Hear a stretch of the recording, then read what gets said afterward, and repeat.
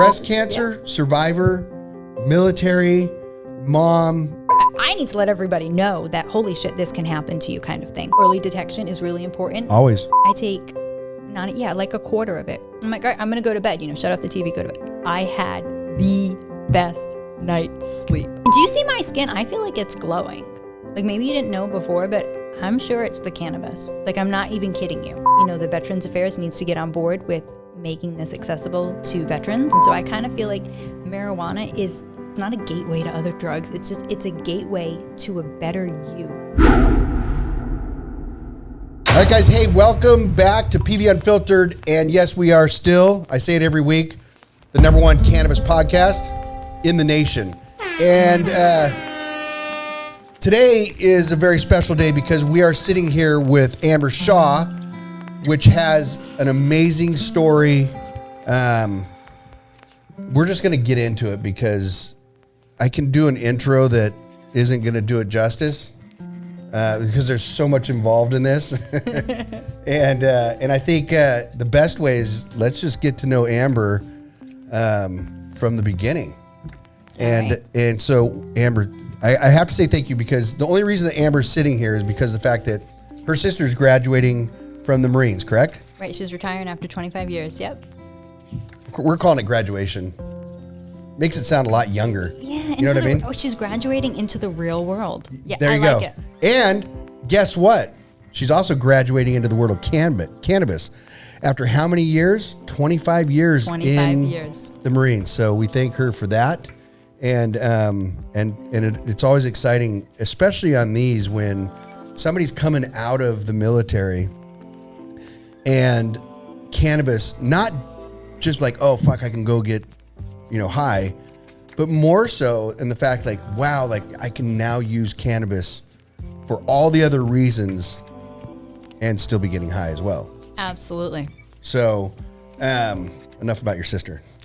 We'll do that at a later date. Absolutely. So Amber decided to join the Army. And I don't know how this takes place because, and this is a question that I have is, so your sister's in the Marines. Correct. You go and you join the Army. Is the family military background family? Nope, just Amy. Yeah. So she right out of high school decided to join the military. Me, I decided to be like a homemaker. I had one of my daughters at 19 and I'm just doing the mom thing. Right. And she would always be like, you should just join. And I'm like, I don't need to. What for? So were you married at the time too? Yeah. So I've been with my husband for 21 years. Wow. Yeah. Man, I've been breathing for 21 years. Pretty good at it too, I think. Yeah. So here you are doing the home life, raising kids, married, doing that whole thing. Mm-hmm. At 34, you decide that you're going to join the Army. So at 34, my youngest had started kindergarten. And so I was like, what am I doing with myself? Like all day, like I can only online shop so much. That I was like, fuck. Yeah. I got to find something. We need you deported fast.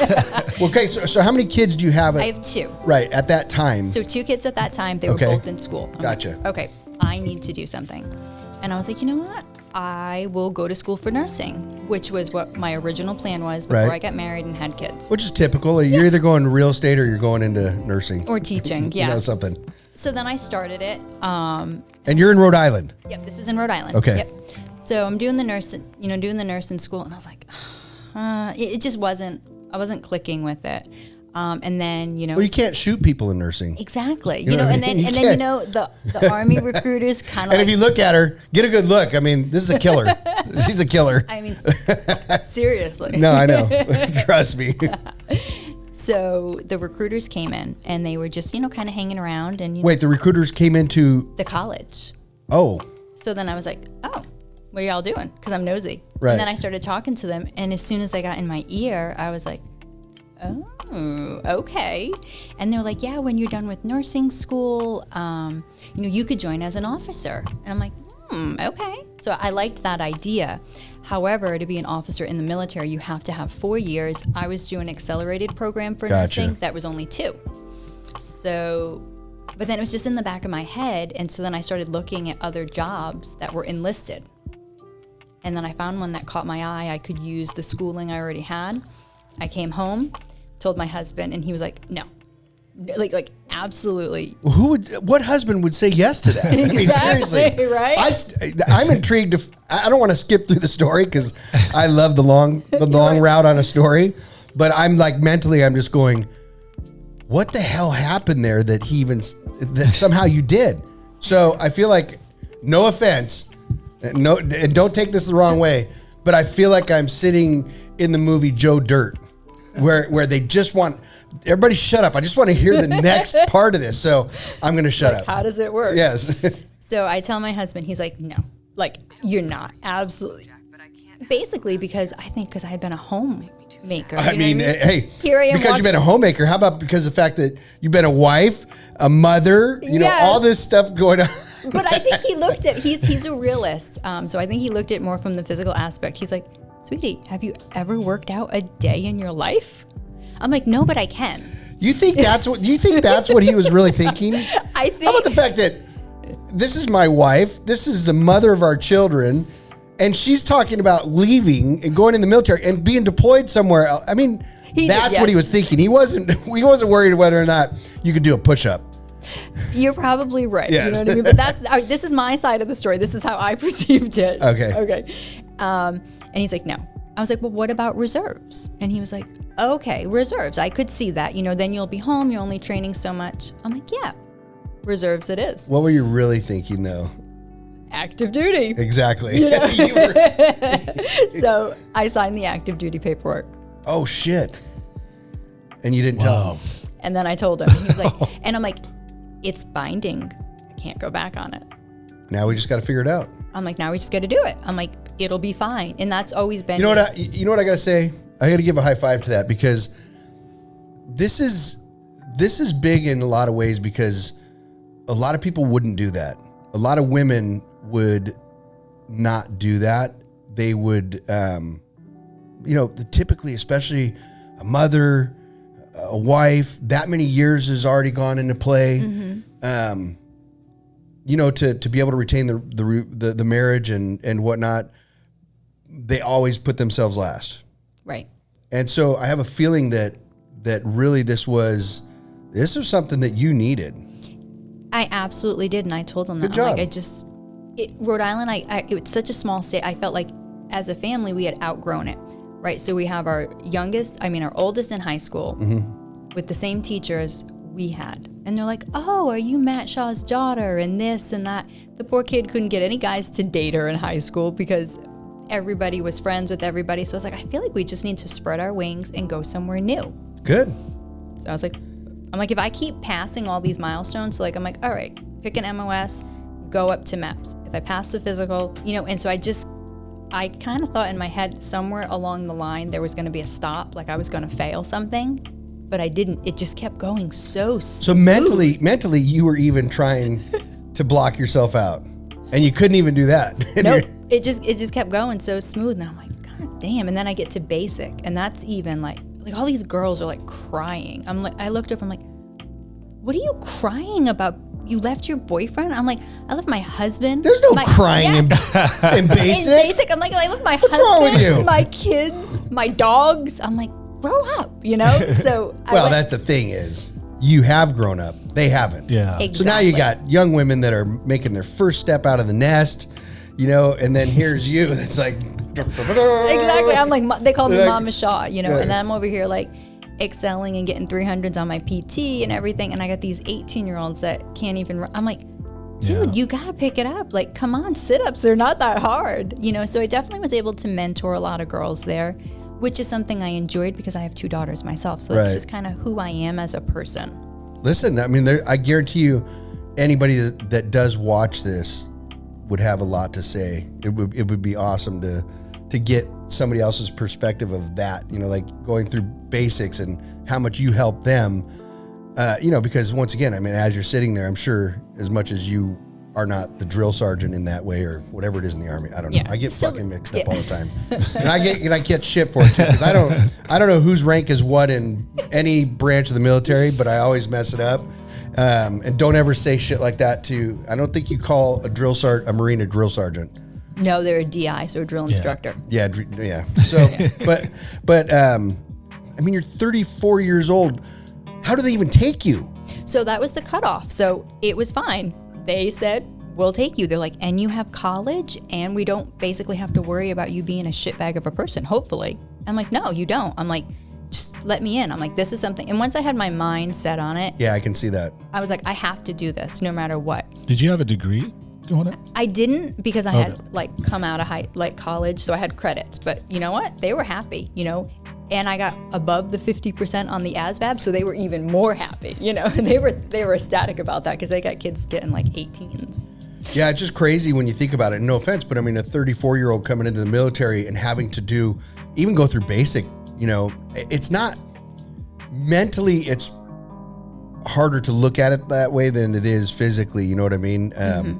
But then to have, you're on the upper end of that age bracket, and the most everybody else is probably, 18 to 22, somewhere in there. Yeah. And they're like, fuck, I'm going to sit over here and cry because I got to do 100 sit-ups, and she's already, through the 100 sit-ups and doing something else. It's like, I need to step up my shit. And I think that's what it was for me. Like, I didn't have another option. I'm like, I can't go home and not passing this. That was to me, because not everyone, but it was kind of like that stigma of, you're 34. Can you really even do this? So I hate to keep pushing the 34, but it's valid to talk about that. Oh, absolutely. When you're talking about the military. You know what I mean? Absolutely. So for me, failure wasn't an option. There were kids that went home left and right because they just couldn't mentally handle it. And I don't know how it worked out for them, going back home with people going, oh, so you didn't complete. Why didn't you complete basic? Yeah, it sucks to think about that, and probably doesn't do any good to waste any time thinking about that life of that person. Right. Because that's a huge letdown on themselves, not to mention anybody else that was kind of backing them. So you go through basic. Yep. So I was mentally strong. Then I go off to AIT, which is your MOS training. So how long are you away during these periods? So I was away for basic was 9 weeks? 9 weeks, and then another 9 weeks for AIT. I got to come home for Christmas. So I had graduated basic training right around Christmas. I'm getting off the airplane. My husband was back there, and he sees me walking, and he's like, what the fuck is wrong with you? And I'm like, what do you mean? He's like, why are you walking like that? I'm like, I don't know. I'm like, I did something to, literally, I'm like, I did something to my hip. I don't know what. Oh, there we go. Yeah. I knew the 34 was coming in. Yeah. This is working. Yeah, 34. I fucked up my hip, okay? So he's like, did you go to the doctor? I'm like, fuck no. I'm like, if you do, then you're a holdover, and it's Christmas time. I'm like, he's like, what did you do? I'm like, I just dealt with it every single day. Come to find out, it was a pubic ramus fracture. So that's like the little bone like under your pelvis. It was just completely fractured. But guess what? I still put on my rucksack, and I just did it because it was mind over matter to me. Did it hurt? Yes. But was it going to kill me? No. So I just dealt I would have with been like, I gotta go home. My pubic something was fractured. And I just thought it was my hip. I didn't know until afterwards. And my doctor was like, how did you? I'm like, I don't know. I'm like, I just did it. But, as we'll progress with this, that was like one of the most important points, I guess, as to who I was becoming as a person. So you graduated basic, right? Yeah. So was your husband there for the graduation? And he didn't come for the graduation. My sister came. I don't remember. I think it was because I was like, why spend all the money on the tickets? I'll be home, in 2 days, and then I have a week with you. And I was being a cheapskate. I was like, Amy's here. It'll be fine. Don't worry about it. So he didn't come, which was totally fine with me. So my sister was there. We got pedicures and, deep tissue massages and all this stuff. That sounds good. I'm actually, right after this, I'm going for manicure, pedicure. All the stuff that I needed, Yeah. You can't leave your husband out because he's a hero on the backside of this. Absolutely. And what was he doing up until this point? And then now he's everything at home. He's everything. So not only is he holding down a job, but he is learning how to braid hair and just God, I would have hated you. Right? 9th grade. No, I would have discharged you so fast. Right? Yeah. Teenage drama. I remember at one point he's like, I have to buy her a dress. Oh, no, I know. I've gone through this, so trust me. And then she's like, it was a Saturday that we could do phone calls. She's like, Mom, her name's Alana. Mom, can you please tell Dad to stop picking these dresses that look like I'm going to church? I'm like, she's in the like a gypsy wedding dress. I'm like, let her wear some. And I still look at the picture now, and I'm like, I wouldn't have picked This that out shit's for like, you. like literally 4 feet long around the sides. You can't even think that she doesn't even need to wear shoes because nobody's gonna see them. Absolutely. So your husband's doing all this, and you're off. You're in the Army now. Yep. And graduate. You get to go home before you go to your specialty training, correct? Correct. So this is where I want to get interested in what it was that you were doing in there. So you went to specialty training. Yes. And what was that? So it's called a veterinary food inspection specialist. It really has nothing to do with, at first I was like, this is freaking dog food. Right. But it's really just, I guess the easiest way to say would be like, it's preventative medicine for the Army. So you are checking food when it comes in to make sure it's, at the proper temperature. You're doing like sanitary inspections. So basically like a health inspector. Gotcha. The veterinary side comes in because our office was at the vet clinic, and my captain was a veterinarian. And so then we also cross-trained with the tangos who are vet tech. So I'm trained in both. Gotcha. So basically when I wasn't doing that, I would have all the military working dogs. Like, Oh, that's cool. and then they'd be like, the handlers would be like, Shaw, these are military working dogs. Why is he under the table with a pepperoni? I'm like, because he needs love. Yeah. He needs me. Well, let's talk about the reason why on the weekend or when you have your time off, you're sitting at the bar drinking a beer and eating pretzels. Well, listen, He needs to come he out needs of some of there. that shit too. Yeah, so they look super aggressive. But Are you a they're dog so nice. person? Yes. Okay, good. I have 3 dogs of my own. Nice. Yes. I love dogs. So now that's your specialty, and yet that was another 9 weeks of training there. Yeah. And you graduate that. So I graduate that, and then I get my first duty station, which was at Aberdeen Proving Ground in Maryland. And so then I get to go home, pack it all up. The family gets to come down. So then we're all together again. I mean, so you get to that point where you've gone through 18 weeks. You've seen your family one time through that 18 week. I think males get through that a lot easier. Definitely. Because they can take it and just push it down. Mm-hmm. Women, I don't see that. Obviously you did it, and that's what I would be proud of you for, is the fact that as much as I would hate you for doing it, I would be proud of you for doing it because of just how it is for women and the fact that you conquered even that.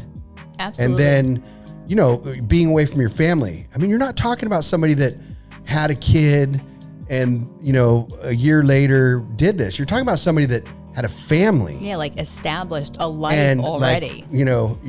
and wake up in the morning, do the lunches, breakfast, all the stuff that's going on. Mm-hmm. And now you're doing this. So I'm sure there was a point where it's maybe a little bit selfish in your mind, but still doing it. But still doing it because Yes. I felt like at the end of the day, once you join and you see all the positives, from dental and medical to your pension, to just everything that is the military. I was like, the schooling, I'm like, okay, because we weren't really sure. We had our kids young. How are we going to put them through college? So it just seemed like the best thing overall in the long run for everybody. But I have to be honest, when people are like, oh, you just have your intuition, trust it. There was an undeniable force.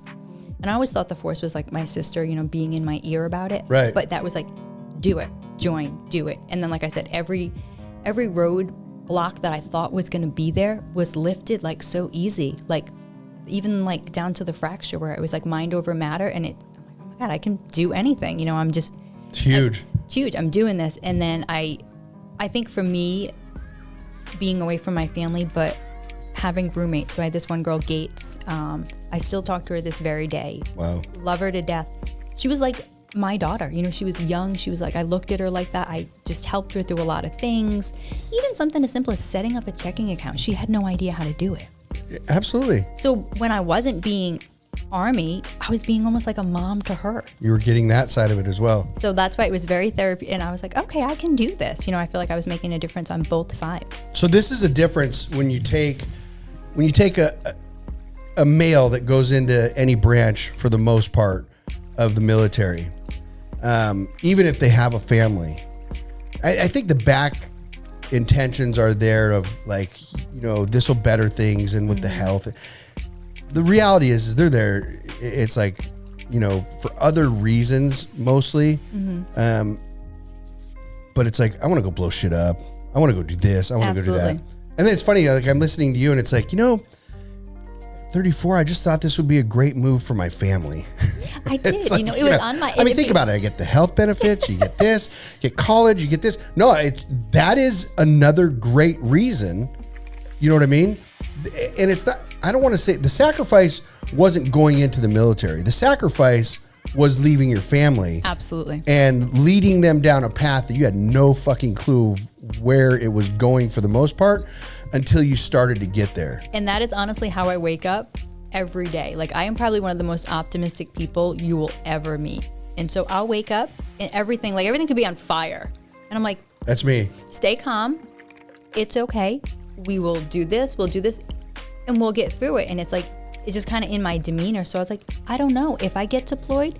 Okay, Amy's been deployed all these times. She's okay. We can do this. We can do that. And I just kind of pull really quickly what we can do. And so we talked about all of those things that could possibly happen. Right.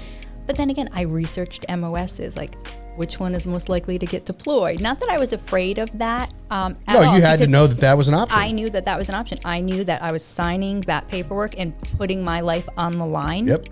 But for my family, for the things I wanted to have for them, I was willing to do it. And that's why this is what we call the mother bear. And you won't find in a lot of the things on the face of this planet more mean or aggressive than a mother bear. And that there's a lot of truth behind that. Absolutely. And it's not just the physical side of it. It's what they will do to make sure that everybody is okay. Absolutely. And so if you, it's one of those things. When I've been through Canada and they say, you know, listen, this is the season. If you see a fucking bear, go. Yeah. Because chances are it's a mother and the cubs are somewhere around. If you see the cubs, run. Absolutely. Because the mom is standing by watching the cubs. She's going to fuck you up. Exactly. And they don't care. No. You know what I mean? So that, you know, now that was the mother bear. Yeah. Right.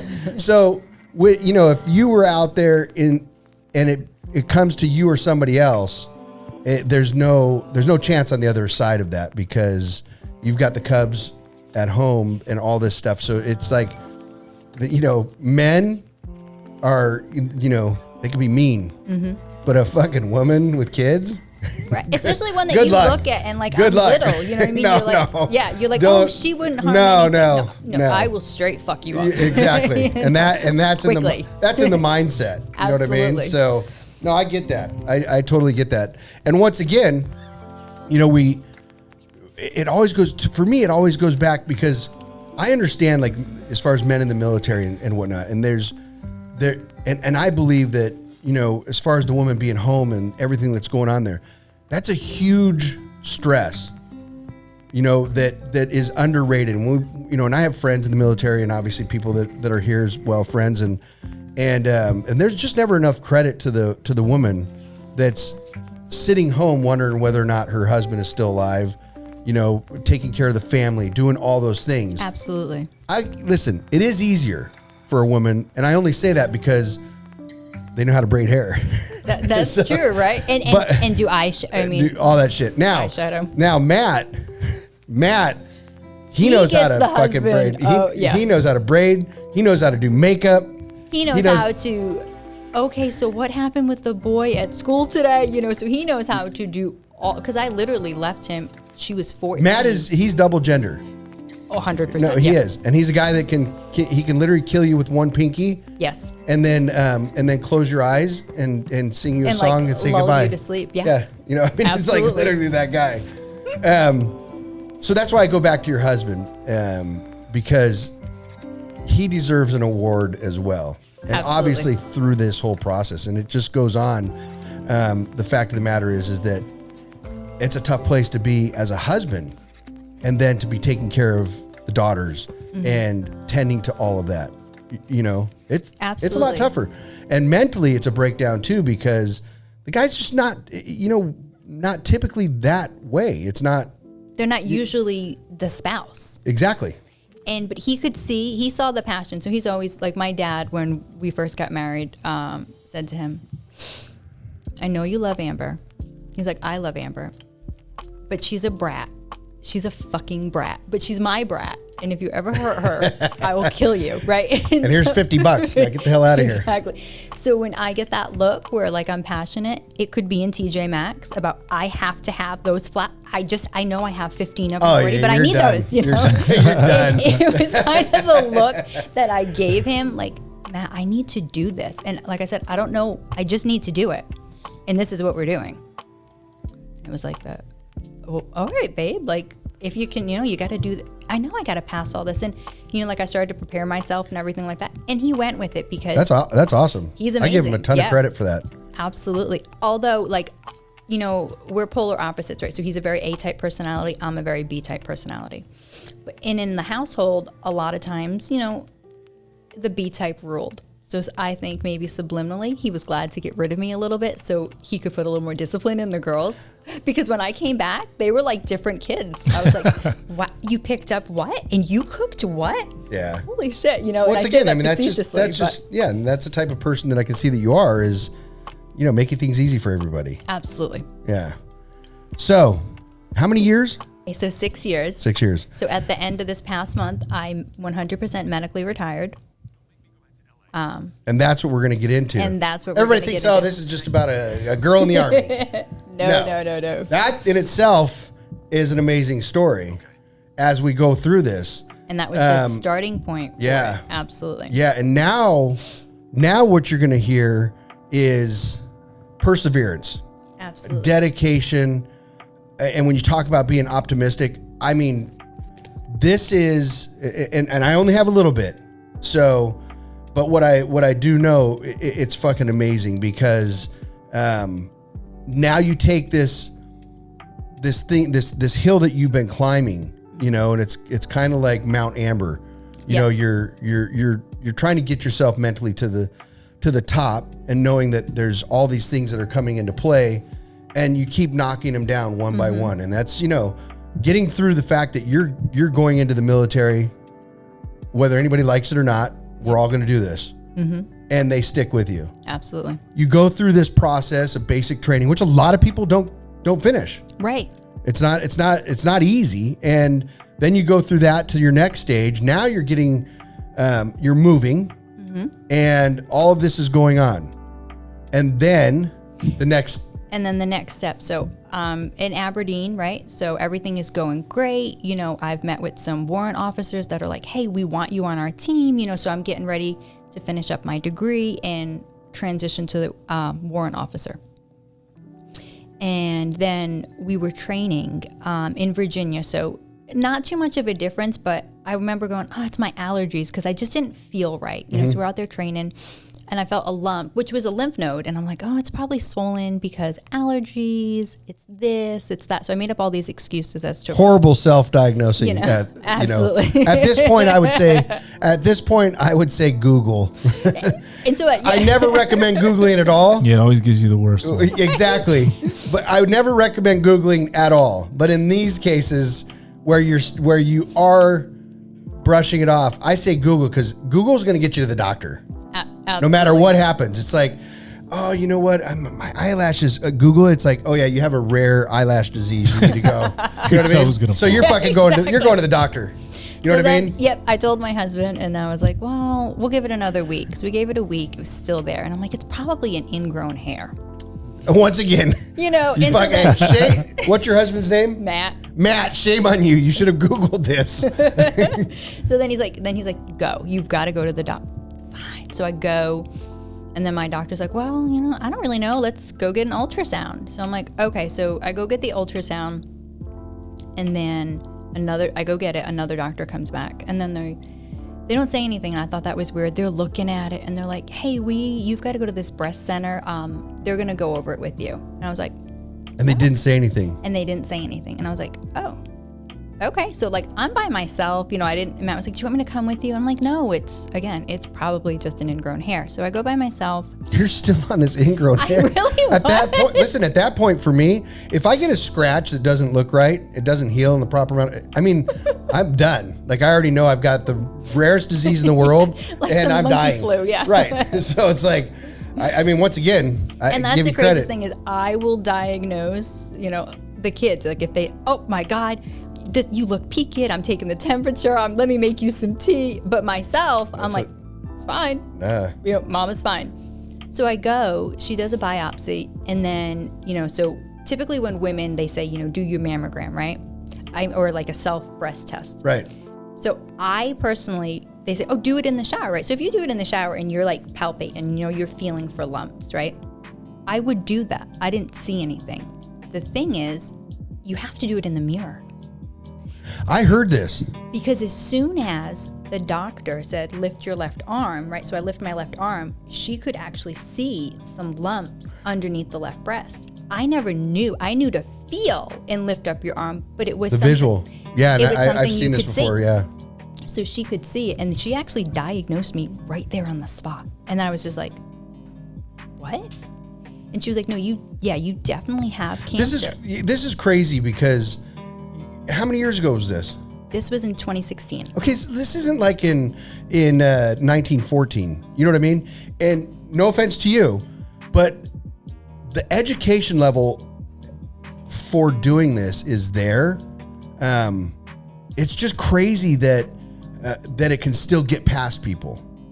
Absolutely. You know what I mean? It's like I understand it, but then I don't. And it's the same thing. My cousin, her son died of testicular cancer. And it was a battle, and this is something for men and for typically, I don't know exactly what the age is, but, for doing the self checks, and it's the same thing. Yeah. You're not supposed to do it till 50, which to me, so I was reading up, so women in the military, right? You're 40% more likely to develop breast cancer if you're in the military. Why? Burn pits. And this is stuff just basically environmental stuff, because I didn't deploy, right? So I wasn't exposed to a lot of those things. But was I exposed to vaccinations? Yes. Undue stress? Absolutely. Yeah. Just air quality and different things like that. But men, I believe, and don't quote me on this, is 52% for testicular cancer. So why are our numbers so high? What is the thing that's going on with all of us? It could be the MREs. It could be, like I said, the vaccinations. You just don't know. You don't know. But preventative, that's the thing. So you need to be able to do it earlier. And I know that it wasn't that you weren't doing it.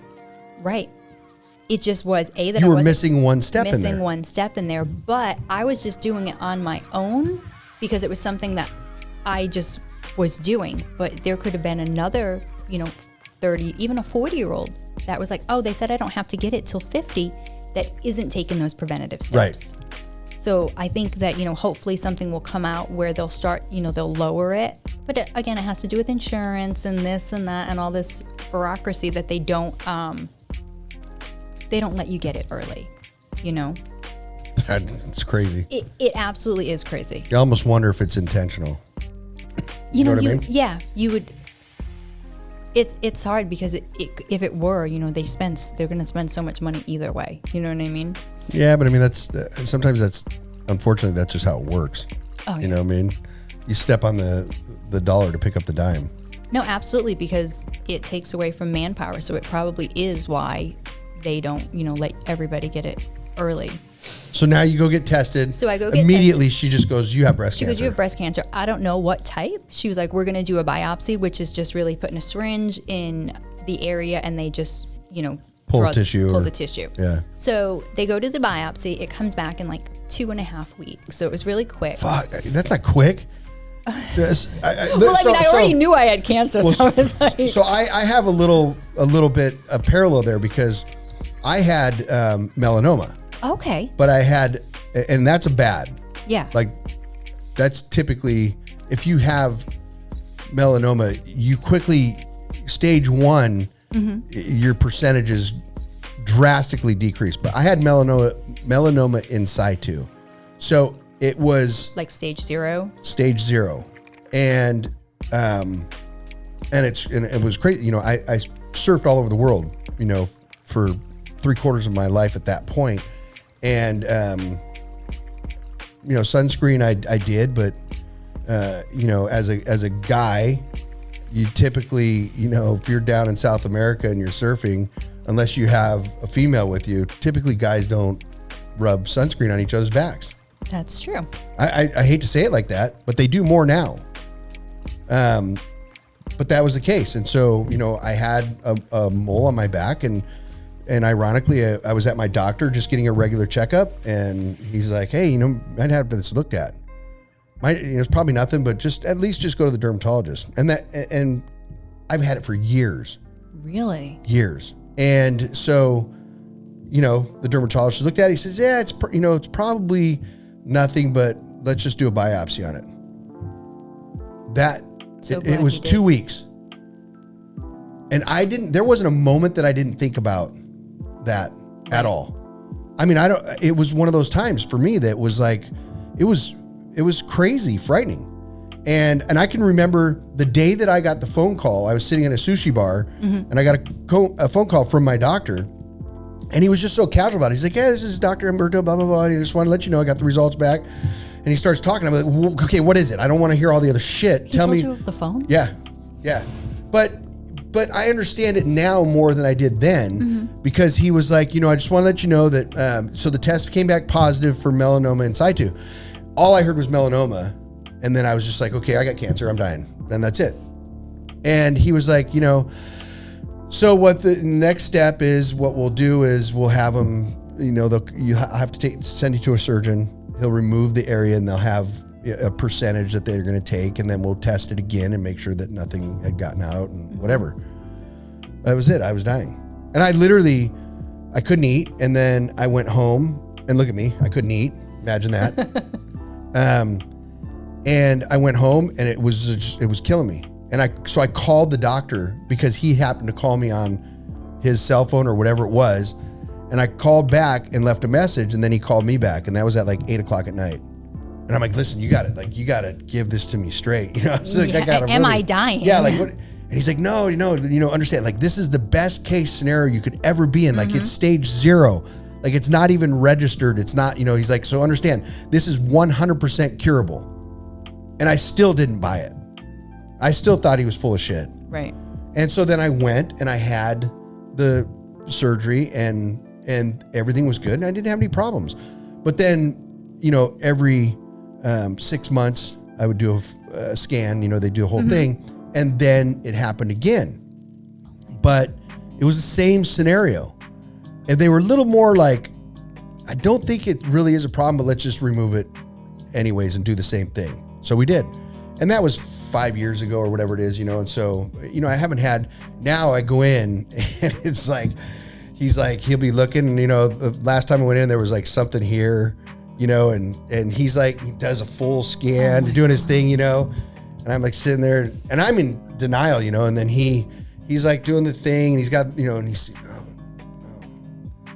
pulls out his little thing like this, and so now we're like this, He's like measuring. Yeah, he's looking in there, and he's got this little thing, and he's like, how long has this been here? And I'm like, fuck, here we go. He's like, I think we should let's just take it off and have it looked at. And there we go. I go, thanks, man. Now I'm going to lose my nose. Here we go. Another 2 fucking weeks. Here we go. And, it was nothing. So he calls me. I'm literally on vacation in Hawaii. I've got so much sunscreen on me. I'm driving in a Jeep. I've got a hat. I look like I was wearing a burqa, Oh my God. And my girlfriend, fiance now, was just like, I couldn't get past this. And we've been there for 2 days, and we have all these things planned, and we're driving out to some tide pools or whatever out there. And we were in Kauai. And I remember my phone rang and I looked at my phone and it was his number. So I pulled off to the side and, he's like, starts his spiel. I go, Doc, just tell me what it is. He's like, oh, it's nothing. It's just, don't worry about it. It's nothing. It has nothing. He told me what it was and did the whole thing. And that was it. And literally it's like a weight. I can't, it's different for you than it is for me, but it's like a weight that just drops. And all of a sudden, like my whole life changed. The vacation got so much better. The food got so, you know what I mean? Absolutely. So I do understand that part of it, just not the bigger part of it. And so that was my spiel. Hey, I mean, it was good. I enjoyed listening to it, So it's kind of like some people get scan anxiety, they call it, like, especially. So I'll go get scans every year just to make sure it hasn't metastasized. So back to the story. So I wait the 2 weeks. They call me in. This time Matt comes, and he's more upset than I am. And he's like, how can you be so freaking calm? And I'm like, it's fine. Like, this is modern day medicine. I'm going to be okay. And I think at the beginning it was hard for him to wrap his head around that. Like, are you sure? And I'm like, yeah, we're going to go meet with the doctor. We're going to see what they have to say. He's like, you act like we're buying a fucking car. I'm like, it's okay, So we go and, she's got this big thing and she's like, okay, so there's 4 stages. She was like, you're stage 3. So I'd already done the research, so I basically knew what that meant. She was like, and you're estrogen and proestrogen positive. So basically my cancer was triple positive. So you could be a mixed bag, but it's typically triple positive or triple negative, right? So triple negative, that's usually the women that it's genetic. So they have the BRCA1 or 2 gene. Medicine hasn't advanced that far for that. So after chemotherapy, there's nothing else that those women can do. If it's hormone positive, you can be on medication to basically put you like into a false state of menopause so that your body doesn't keep releasing estrogen. So in my book, yes, it's stage 3, but here's my one point that you just gave me. You told me that, I can take, there's some medicine that I can take basically to keep it at bay. So I'm looking at the positives of this already. So she was like, we could do a couple things. She was like, you can do chemotherapy first. So basically, what she said is you're going to have chemotherapy. You are going to have a double mastectomy with no nipple sparing, by the way. And I'm like, it's all gone? And she was like, yeah, because that's where the cancer came from. Okay. Radiation, and then you'll be on this hormone treatment. Wow. I'm like, okay, when do we start? When that first happened, what was your honest reaction? I think I was like, wow. Was there denial? Did you deny it all, or? I didn't deny it. Honestly, the first thing I started to think is, I said to her, I'm like, how soon? She's like, well, it depends on what you want to do. Do you want to do surgery first, or do you want to do chemotherapy first? And I remember going back and forth. And they're asking you what you want to do. And so now, wait a second. Is this military doctors? Oh, no. Oh, so caveat, they were all civilian because our clinic is a tier 1, so it's really small. Gotcha. So we had a disciplinary team. So it was a breast surgeon and a medical oncologist and a radiation doctor. So the breast surgeon obviously she wants to go first. The oncologist, he wants to go first. But I said, you know what? Let's do chemo first and see if it actually shrinks the tumor. Because if you do surgery first, they take out everything, that tests positive. And then you do chemo, but then how do you know if it's working? How do you know if it worked? Mm-hmm. You don't. So then we came up with a decision. I immediately get on the phone with Amy. That's my sister. And I'm like, look, they're doing chemo in 2 freaking weeks. I'm like, I got to plan everything. You got to take the girls. And then I'm like, girls, you're going to see Auntie Amy in California. So she was 15 at the time. So 15 and 9 get on the plane. She's in the military. So she's in the military. They get on the plane to go see her. Because at this point, I know my hair was long. I know I got to cut my hair. I'm going to lose it. And I'm going through all these things. But I just wanted to kind of have some time alone with Matt. Right. I think, first of all, to cry. I've cried one time since I got diagnosed with cancer. One. It was that one. That only time. Well, because she told me too, she was like, you're a soldier. Soldiers don't cry. She was like, you can. Fuck. I would have been, my one time would have been for a month. She's like, you're going to cry, right? She's like, but what's it going to do? What's it going to fix? She was like, no, I get it. I get it. So I was it's like, just, okay. I didn't want the girls to see that. So I send them off. Me and Matt, we have all these romantic nights because in my head, I'm going, okay, chemotherapy. Like, I'm going to lose my hair. I'm probably going to get skinny. I think my skin's going to get baggy. Some of the things were really superficial that I was kind of, but I was worrying about. That's reality though. It is. And so I'm like, okay, let me figure all this stuff out. So we sent the girls, we spent some time together. And then I was like, all right, let's do this. Like the girls came back. I went and started chemotherapy. I did 4 months of like really intense chemotherapy. So I was bald at Christmas time. And I was just like, I can't, but I still went to work every day. That's crazy. Well, I would say every day that I felt up to it, you know what I mean? But now how was the military, how was the Army when going through this? So they were really supportive, right? So my command, like I said, my captain was a veterinarian. We're still great friends to this day. Like, love her to pieces. She was such a breath of fresh air because you know what? It would have been really easy to be like, oh, you have cancer. I'm going to command refer you to a med board. She was like, what do you want to do? Do you want to stay in? Do you want to try to stay in? She's like, I think you could use our support. And I was like, yes, ma'am, I do. She's like, okay, well then we'll stay in. I'm like, that's awesome. Okay, we'll stay in. She's like, treatment days, you can go treatment if you don't feel good. Have the doctor write it up and you don't have to come back into work, take a recovery day the day after. And I was like, sweet. So that's just kind of how we did everything. Then after chemotherapy was over, I had my double mastectomy and that was fucking painful. I bet. You have tubes coming out of every which way and I just was like, the drain tubes. Yeah. But they put this tracer dye in you, right? So the tracer dye will go to anywhere that the cancer is. So remember, I had already had all of that intensive chemotherapy. We knew we were going to take out some lymph nodes on the left-hand side. They took out 10 lymph nodes. 6 of them still tested positive for cancer after all that chemotherapy. So then at that point, we knew we were taking out the tissue, but we knew we were going to continue with treatment. Right.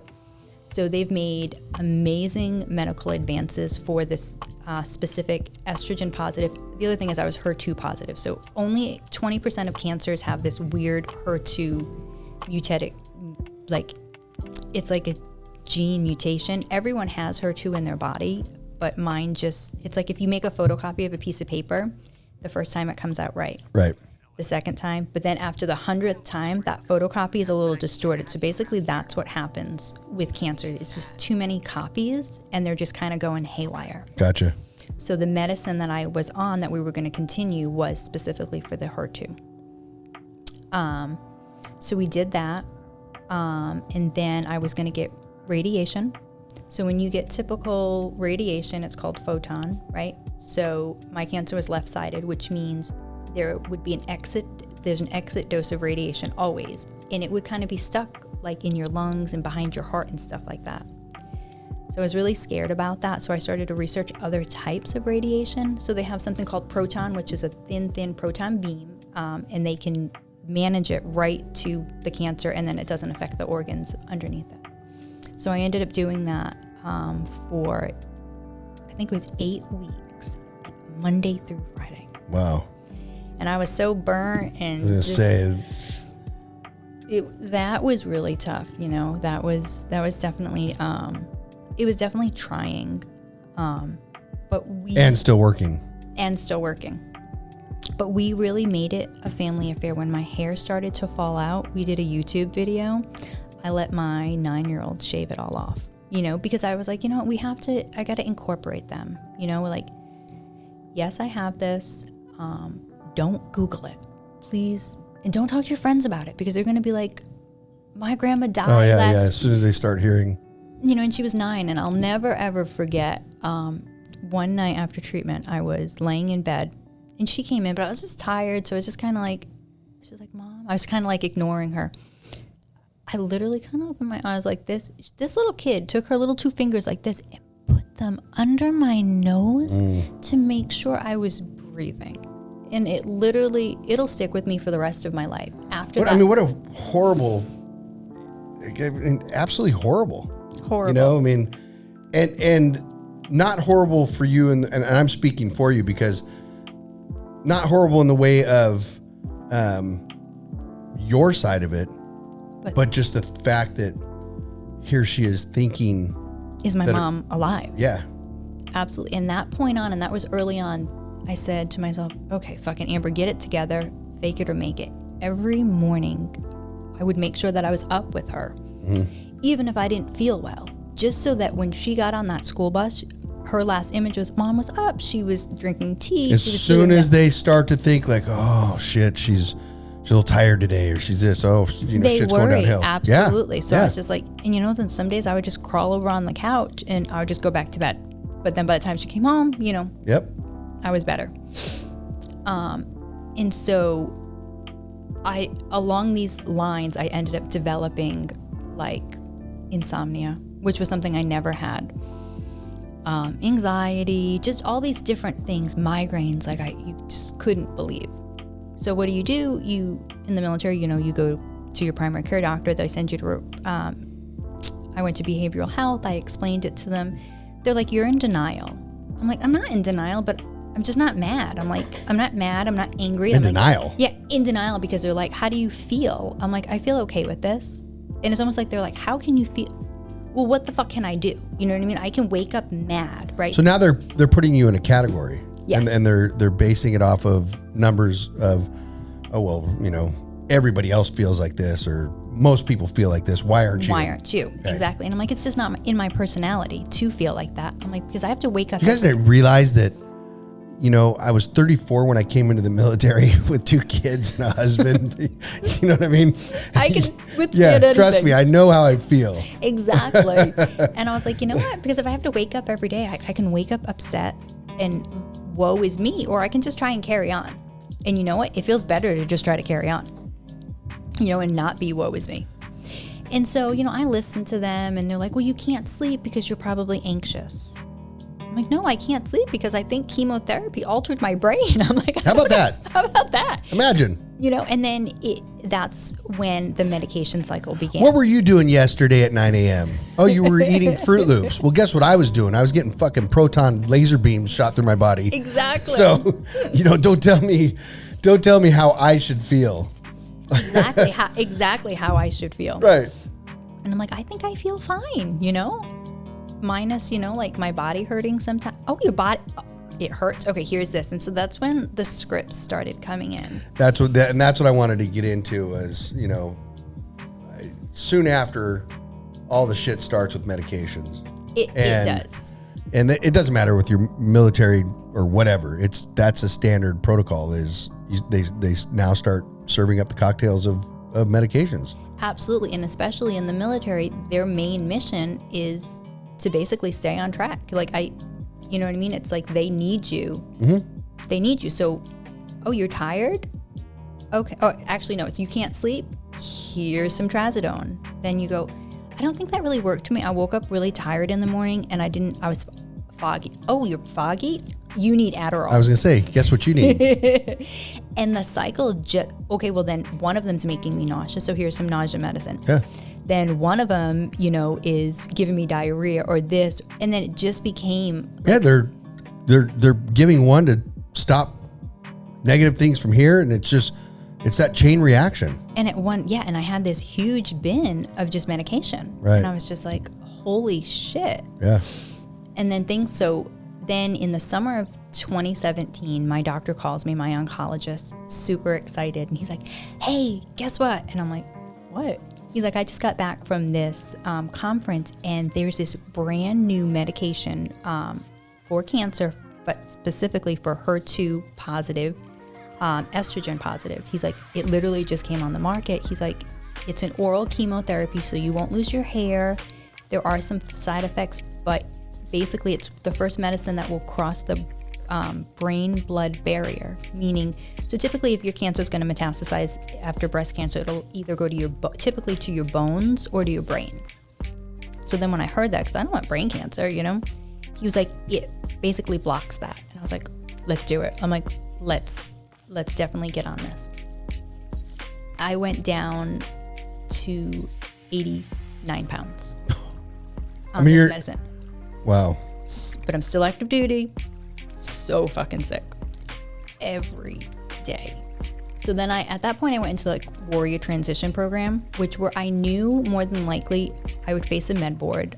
So it's basically, they say, hey, you're still an active duty soldier, but my immune system was really weak at this time. I shouldn't really be going to places and, especially the CDC where there's little sick kids and I could get something. So you're still getting your paycheck, but your main mission is to complete treatment and heal. So that's exactly what I was doing. And then my oncologist, because he was civilian, was like, what are the rules as far as marijuana? I'm like, I can't do it. And he was like, okay. So then I go back and talk to my regular doctor in the military about it. And he's like, well, we can put you on Marinol. And I was like, so I look it up and I'm like, that makes no fucking sense. I'm like, that's synthetic THC basically, or synthetic marijuana. Because like I said, I couldn't eat anything. I couldn't keep anything down. So I was like, whatever's going to make me feel better. So they allowed me to do that for a year. Now, if you take your analysis, you still piss hot, so. I mean, why can't I just take regular gummies? So I'm like, whatever. So they allowed me to do that for the year. So then, slowly I was able to get, my weight and everything back up. So did you find that it was helping? I did. As far as like specifically when you get into the cannabis side of it, it's not, it doesn't cure cancer. Right. Let me put it this way. There's nothing out there that says that it cures any cancer or anything. But used in conjunction with whatever other treatments you're having, the side effects of not sleeping, the side effects of not being able to eat, through radiation and chemotherapy and all this other stuff that's going on, that's where cannabis is 100% on board. Absolutely. For helping on that level. So was the Marinol doing the same thing? Honestly, it didn't. It helped with my appetite, but it made me really cranky. And we don't know if it was really that made me cranky or just all the fucking medicine that I was on. I just want to tell you that, sorry, but cannabis doesn't make you cranky. It doesn't. So that. No, but this just made me like crabby. Like, I don't know. It wasn't. And then you had to keep it refrigerated, which was weird. Yeah. And I forgot some days and I was just like, whatever. And my biggest thing was I was just trying to put weight on because I looked like a 12-year-old, like I was tiny. And that's 2017 at that time. 18. Or 18. Mm-hmm. Maybe it was 17. Maybe 17 into 18. And now you had been in the military at that point for 4 years. Mm-hmm. And just dealing with this shit. Just dealing with it, yeah. And then I had a change of command. My new commander that came in was also great, and everyone's like, we just want to see you get better. You have so much potential still, this and that. And I'm like, yeah, absolutely. I want to. But then I started watching shows, right? So I'm very involved with my children. So, they love Vice TV, right? So then we were just watching some of the medical marijuana shows, right? So we were something about one of the little girls. She had epilepsy, but her parents had to cross state lines to get the medication. It's the Figgy family. Yes. And it really broke. It literally, like, I looked. Charlotte's Web. Yes. I look over at, my 17-year-old time, and she's like crying. That was horrible. I mean, it was horrible. And she's like, Mom, like, why would they do this? And I'm like, trying to explain it to her. And she's like, good for them. Good for them for not fucking listening. I'm like, absolutely. She's like, are you going to do that when you get out? Are you going to smoke? And I'm like, I don't know. And then the little one chimes in with, there's this Rick Simpson oil. And I'm like, what exactly are you girls doing, in your downtime? We're already doing this. We're not doing it. I mean, they're already researching it. They are. They're, and not to get off track, but Charlotte's Web, which was a dominant CBD strain, which is still way in existence and those guys are doing amazing things up there, the brothers.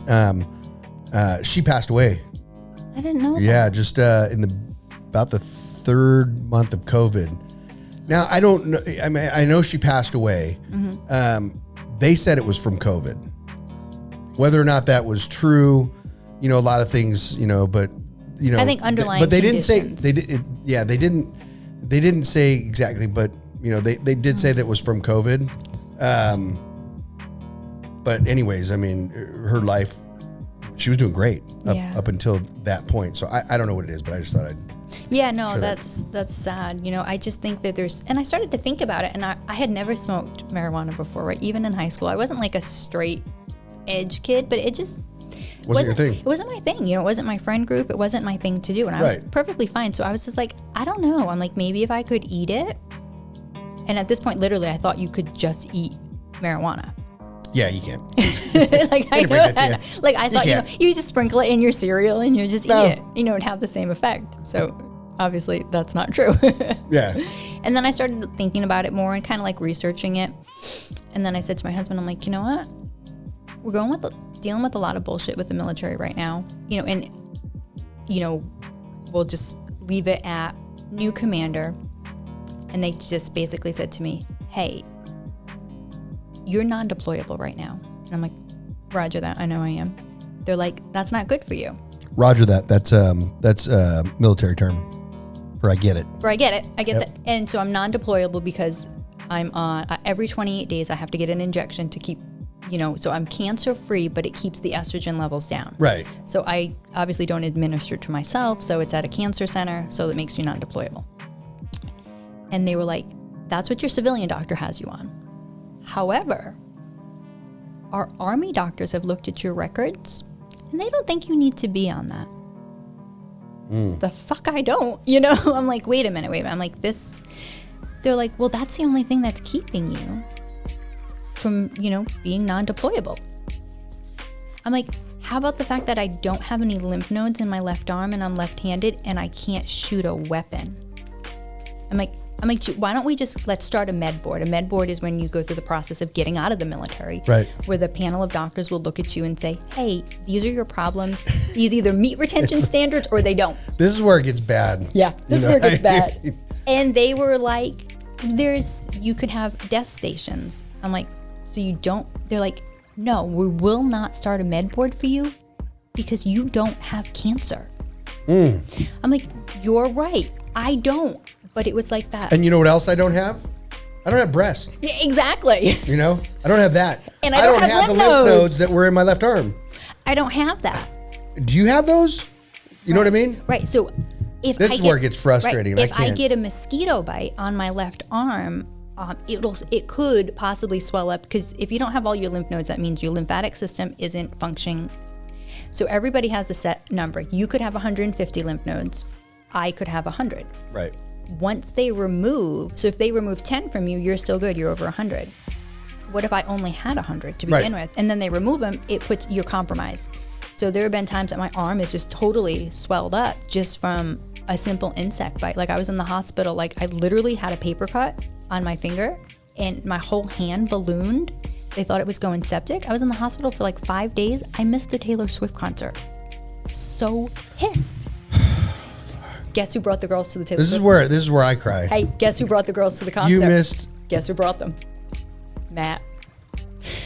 Because he's a real one. He's a real one. Yeah, he brought them, and I was like, man. That's enough right there. The Taylor Swift concert. I'm like, can I leave? They're like, you're like hooked up on all these antibiotics. I'm like, fine. They should have understood then too. They should have. I'm like, it's her Reputation tour. I have to go. It's on my bucket list of things because it was my first Taylor Swift concert. I love her. She lives in Rhode Island. So like, I didn't know that. We're practically neighbors. She lives in, well, not really, but when it's Watch Hill, so she has like this beautiful, like I think it's like 17 million. Rhode Island. We're practically, not really. Just a little bit over there. Only because you can get anywhere in Rhode Island in 45 minutes. No, she lives on her own island. You're right. That's not Rhode Island. It's her own. That's true. It is. She lives on her own island. We'll tag her on this one. All right. Yes, we will. Yes. You missed my concert. I'm so sorry, sweetie. She probably would. She is literally, like, from what I hear, the most down-to-earth, sweetest person. I'll be honest with you. I was never a fan of Taylor Swift. I love country. I listen to everything you could think of. If you were in my phone, you'd be like, wow, this guy's got big issues. From the music, amongst other things. But when I watched the documentary on Taylor Swift, totally changed my view of who she is and as a person, and because that was very, very raw. Absolutely. She's very empowering, I feel like, to women. Yeah, I don't agree with her political views, and that's fine. I really disagree with celebrities that put those out there. I mean, I understand it, but I don't think it's favorable to them. Right. Because you like Obama, great. You know what I mean? That for your reasons, that's great. Mm-hmm. I'm not the guy that's going to sit here and down you for whatever reasons you like Obama. Mm-hmm. And I'm not going to battle with you either. Right. But I don't think it's your as much as they think, wow, I'm a celebrity, and there's this many people it's my justice to pay. Mm-hmm. No, it's not. Your justice is to go vote. Absolutely. That's what it is. Your justice isn't to go and try to change people's minds as much as because you're a celebrity. And here's the thing is sitting over there is a Democrat that loves you. Right. Sitting over there is a Republican that loves you. Mm-hmm. Sitting out there is non-everything that loves you. So your political affiliation, I don't give two shits about that. Right. And I don't care when you talk about George Clooney, you're talking about any, I just think that you're a celebrity, do the celebrity. You're not a politician, and don't feel like it's your thing to push what you believe onto other people because that's not your job. Right. And it actually takes away from you. I agree with that. And I think especially younger kids can be easily influenced. And I feel like that's why I said empowering. If you listen to her songs, she's got a breakup song literally for everything. So when my kids listen, I would to ever be in the position of, don't get me wrong, Taylor Swift's hot, but what a scary, don't date her because there will be a story. But being a mom of teenage girls at the time, so he said and did that and broke up with you. I'm scrolling through. Go listen to this song. You know what I mean? I get it. So I think as far as that, it was really cool of her. She had their latest albums, Folklore, right? It's literally amazing. That was kind of. Yeah, no, listen, she's an amazing artist. There's no doubt. As far as that goes, you can't take that away from her. My thing, I lost translation with her because of the political views and because of all these things that I'm just don't ruin that. Right. You know what I mean? And I think she's now kind of made a bit of a difference. You know what I mean? Yeah. It's the same thing, Dixie Chicks. Yeah. Back in the day. Mm-hmm. A great example. You want to know how you fuck up your career? Go political. Right. Absolutely. Take what you've worked so hard to do and now put that in it and it's done. Mm-hmm. Very few people can transition back from those things in the political side. You're a celebrity. Mm-hmm. Use that to just help other things. Right. As soon as you cross that political line. Mm-hmm. So anyways, this is where my story gets really I don't even think I included this part, but you're going to go, are you fucking serious? But you know what? I'm going to share it anyway because you know what? I think it's important, right? So like I was saying, my command wanted me to go to the military doctors who didn't think I needed this treatment. I'm like, no. Basically I said, no, I'm going to keep my civilian doctors. So my commander at the time was like, oh yeah? You think that's what you're going to do? They gave me orders. Now, if you are special ops, you've got 36 hours to, at least 36 hours to get all your affairs in order before, you go out. They gave me 24 hours and these were official, they emailed me orders, straight PCS orders from my house in Aberdeen, Maryland to Fort Belvoir, Virginia, unaccompanied, which means my husband, I'm married, right? So I rate a family. My husband can't go, my kids can't go, to go live in the barracks and start treatment at Fort Belvoir. The same doctors who said that they were not going to keep me on my same medicine because it made me non-deployable. This happened in the summer of 2019, right? So I'm like, no. And I'm like, oh my God. And they're like, oh, and by the way, you can't bring your car. I'm like, why? They're like, well, and we'll be there tomorrow to come get you. This is weird. So weird. I'm like, why are you guys fighting so hard to keep me in? Like, I know I'm a good soldier, you know what I mean? But like, this is getting ridiculous. You know, like I have all these, like, it's almost like with the cancer, I looked at it and I saw this big mountain, right? And so I'm climbing and I finally get there. I'm like, yeah, I'm cancer free. Like, this is great. I'll go back to my military career. You know, I'm going to finish school, go warrant officer, do all this stuff. And then you look down and you just kind of see all these spikes and spurs where it's, okay, shit, chemo brain is real. Feeling tired is real. Like all these after effects of cancer that I was dealing with are real. I don't even have it and I'm tired every day. Right? And I said to myself, I'm like, that's not what a soldier is. Like, I don't want to take somebody's spot anymore if I can't be a good soldier. And I definitely don't want to be moving and PCSing and having to explain to my superiors why I can't do push-ups. You know, I'm not a profile ranger. That's somebody who constantly gets a profile so that they don't have to do their physical fitness test. But I don't have lymph nodes, so I can't do a push-up. I can't shoot a weapon. I don't want to take a slot from somebody else and be that type of soldier. So just let me go. Let me out. And they wouldn't. Wow. So they wouldn't let me out.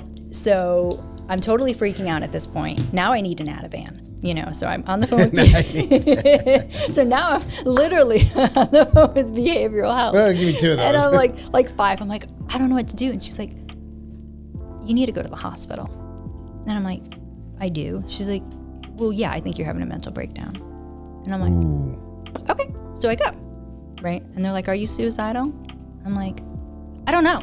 I'm like, I would never want, like, no, I love my family. I love my kids. But the thought of having to be away from them after all that we've been through. Like, right. So I'm still getting treatment. And I'm like, coming home, like, that's my safe spot. So you want me to come home and like do a key card, like a hotel and go into a barracks and like, what, like just be there by myself? Like, that's not a good support system. No. So I said yes, right? So I guess I told them I was suicidal. I don't remember saying it, but I guess I did. So you know what that starts. That starts there. She's suicidal. I end up at Walter Reed for 30 fucking days. 30 days. So here's where I guess my good thing comes in. 30 days, not because I needed to be there for 30 days, but because everyone that I was talking to kind of realized that what my command was doing was really unethical. Like, so you had a big support on that. Yeah, so that ended up working great for me. And that is actually what ended up getting the med board started. Because, so if I tell you I'm suicidal, then you'll say I don't meet Army standards. They have to. But being on this cancer treatment and being non-deployable doesn't. Only because you feel like there's a way you can get around that. And your way around that was to say, we won't give you that medicine. And even though that medicine's been proven to possibly keep your cancer away, we don't want to give it to you. Okay, fuck you. Yeah, it's crazy. Super crazy. I threatened, I was like, look, I will go to the Washington Post because they still were not going to allow me to go back home. And I'm like, I'm not leaving here until I get to go home. Back home with my family. Like, I'm not coming and getting treatment up here from doctors that I don't know and that I don't think have my best interest at heart. Right. I'm not doing it. So then, you leave Walter Reed and you got this big bag of all this fucking medication that they diagnose you and think you need and everything. And I just brought it home and I'm like, that got to the point where I'm like, I'm so over opening up and just seeing like drawers full of fucking medicine. Like, I'm sick of it. And it's one thing if you're like, okay, I'm going to take an Advil and that takes everything away. Like, that's like the Willy Wonka magic pill. But it isn't like that. These are like pharmaceutical medicines. So it's like, oh, you got to take your Furacet for your migraine. But then in an hour, that might make you nauseous. So then you're taking the Zofran. But then the Zofran for the nausea brings back your headache. But you already took it. So then you got to... And it was this constant you're chasing medicine. Yep. But then, you got kids. So you know they hear you. They hear you in the medicine. And it just... It's almost like everyone's so worried about the stigma of medical marijuana. I'm more worried about the stigma of pharmaceuticals. Because you open it up and it's like this one and I think that's worse. Yeah, I think that's worse. And the other thing is when you talk about this bin full of pills and pill containers and everything you could think of to chase that, that thing down the road. Not to mention what they're doing to you physically, to your livers, to your kidneys. Absolutely. I didn't mean livers. I meant liver. I mean, you don't know. And your kidneys. Maybe you don't. There's so many things you don't know until they cut you open. So I think we're pretty clear. Are you sure? Okay. I think we're pretty clear on that. All right. But so your you know liver. what? I'll leave it out there. All right. Good. So, once again, now you come in. Now we're into our space, into the cannabis, and this is where we always go into what does cannabis do for you. So, there's no side effects on cannabis. None. I take that back. There is. Besides being happy? Well, that's one. Yes. Hungry. Yes. Being able to sleep. Oh, thank God. Curbing your pain. Yes. And those are the side effects. Yeah, those all seem like pretty good side.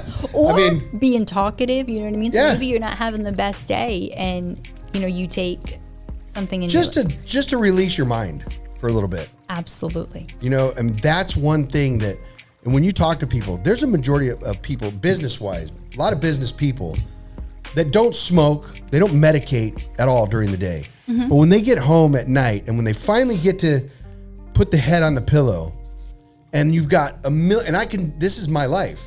There's a million things just going. Mm-hmm. It's if you're able to do that on your own, which I'm fortunate that a lot of the times I can. Right. But I'm up every day, 3:30, 4 o'clock is late, every single day, and somehow I've been able to push. I can go to sleep, and then I've been able to push that back, and okay, let's get to this point. Yeah. But a lot of people can't as well. Right. And I for years and years, take a couple of hits. Not a big fan of edibles myself. Just personally how my reception to them. Mm-hmm. But wow, it is great to initiate that first step of sleep. Because that 15, 20 minutes to a half hour that it takes for the average person to fall asleep can keep you up for a long time if your mind's racing. Absolutely. And I can tell you this, 100%. This is for me, that, a couple of hits off of a pipe, a couple of this, an edible an hour before you go to bed, makes a huge difference. 100%. It absolutely does. And I also think it's good quality sleep, right? So when I was first telling them, hey, I'm an insomniac, it was, okay, we're going to try you on, what was that? Ambien, right? Oh, there you go. Okay. So I don't know.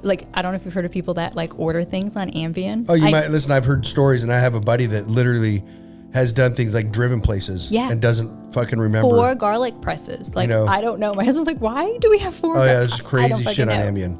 So I said, it's sleeping acid.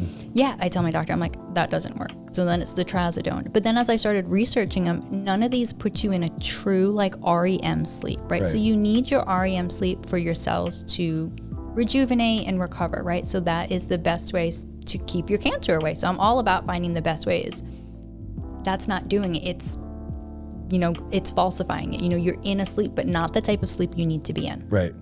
Medical cannabis is the opposite. So let's now we're in that position where military's not really supportive at all. And now you've got to make that decision to transition out of the military. Yes. So I have to make the transition. So I go to the med board.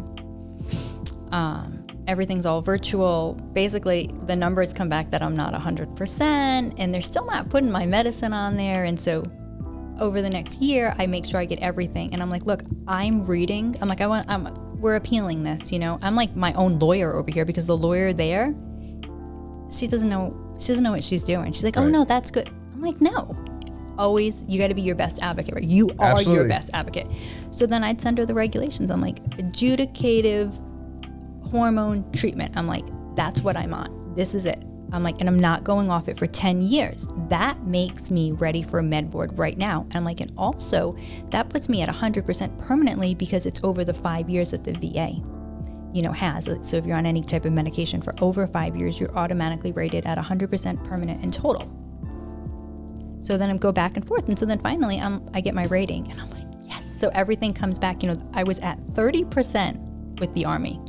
I'm now at 100%. No help from anybody else. They all just kept saying, it's fine. No, it's not okay. Right. I'm like, you guys are trying to discharge me for adjustment disorder for the cancer. I'm like, I don't have I have an adjustment disorder to you people. Right. I'm like, but nothing even to do with the after effects of cancer. And it's crazy that, that they're holding on so strong. And at one point, like you said, like, yeah, I know I'm a good soldier, but why? I felt and then like at some point they, I get. At some point it became personal. Yes. It could be because my husband told the first sergeant to go fuck himself and stop treating me like a number and I was a human. But it got like that point, like so contentious, because as much as I'm a mama bear, he's a papa bear. And he's like, she's struggling. Like, look, she just wants out, and that. And not for any other reason than to just live. To live, because you guys are telling me that I need to be deployable and you're going to take me off my medicine. Well, yeah, any normal person would get out. But it's almost like it became like a vendetta. It became personal. While I was at Walter Reed, I'd ask every day, like, can I see my husband? And they kept telling me, he can't come today. He can't come today. And I'm like, so then finally when I get into, the therapist, she says that my command, who never even met my husband, made accusations that my husband was like abusive or something. So they had to make sure that they were founded. They called my mom. They called my oncologist. They called everybody, and everybody was like, Matt Shaw is nothing short of amazing. Like, no, I don't think there is anything going on. But they had to look into it, and then finally he could come see me. And I was like, you fucking people. You know what I mean? At that point, I knew that I was just a number. I was done. You were done. So how long did it take for you to get out? About 1.5 years. And it was just because appeals over, and then but I knew. And then finally, at that point, they're making your life miserable in there too. 100%. I can already tell that. They would have us drive every week because they said I was high risk, from me saying I didn't say I was going to commit suicide. I said that I don't like what you guys are making me feel like I'm not going to live. Right. Whatever. So Matt would have to drive me every week from our house in Aberdeen to Fort Belvoir, Virginia for a face-to-face, which I feel like could be on the phone, for 10 minutes. We had to be there at 9 o'clock in the morning, which meant we went through DC traffic. It took us 3 fucking hours to get up there for 5 minutes for them to say, oh, you look, no shit, I look good. And then to drive back home for 3 hours. But you did it. I did it. I was like, whatever. I'm like, you do what you got to do. You know what I mean? I'm like, I just was focused on it. I just can't wait to be out of the military. As focused as she was to be in, I was the fucked up part for the military was she was just as focused to get out. Absolutely. So you go through this time, husband's once again amazing person supporting, kids are figuring out all alternatives and this and that. Now you get out of the military. Mm-hmm. How long out of the military before you started using cannabis? So I just retired on the 26th of July. It was like the 10th of August because my birthday was on the 14th. So I started looking and I was like, okay. Your birthday's August 14th? Uh-huh. My fiance's is August 15th and my son is 16th. Really? Yeah. That's crazy. 14, 15, 16. There you go. All Leos. We rule the world. Sorry. So then I started looking. So in Maryland, it's only used, medically. So I'm like, okay, what do I have to do to be able to use it? Then it's like, you got to pay this fee. Your oncologist can write that you need it, right? But then you have to go to a separate doctor who then looks at the documentation and then will say yay or nay. You pay your $300, I think, to see that doctor. All this stuff. I didn't have time for that because it was like it could take 30, 40 days. I'm like, no. So then I was like, what can I do? And then I noticed it is recreational as well as medicinal legal in DC. Right. Shit, I'm only 45 minutes from DC.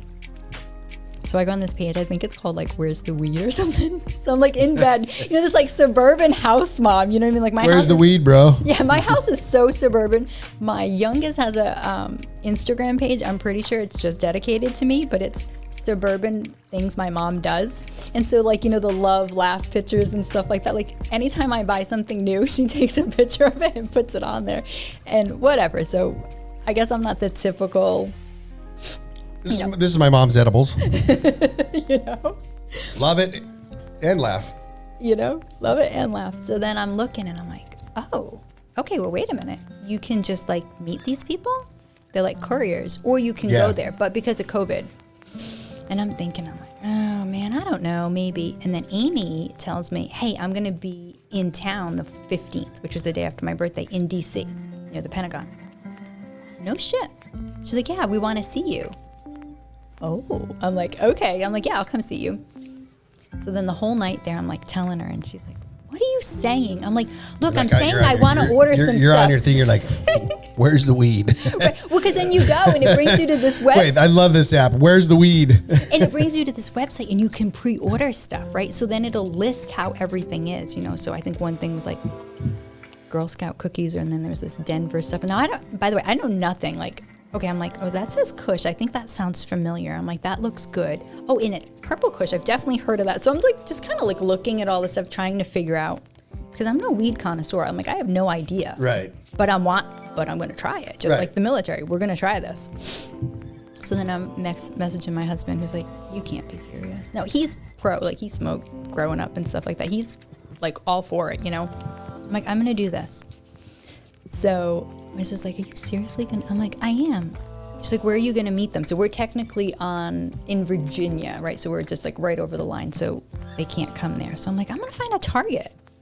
So I get on my phone and Target's the best place to ever do a drug deal. Oh my God. So I literally. Target or Starbucks parking? Yes. So I literally look up. Walmart's not so good because the fucking greeters out there. Yeah. That's why I was like, no. So I look it up. And I'm like, this is always in everybody else's business. I'm like, Target. I'm like, okay, it's like 15 miles away. Fine. So I plug it in. I order my stuff, right? So I got some indica stuff. Then I got some sativa stuff.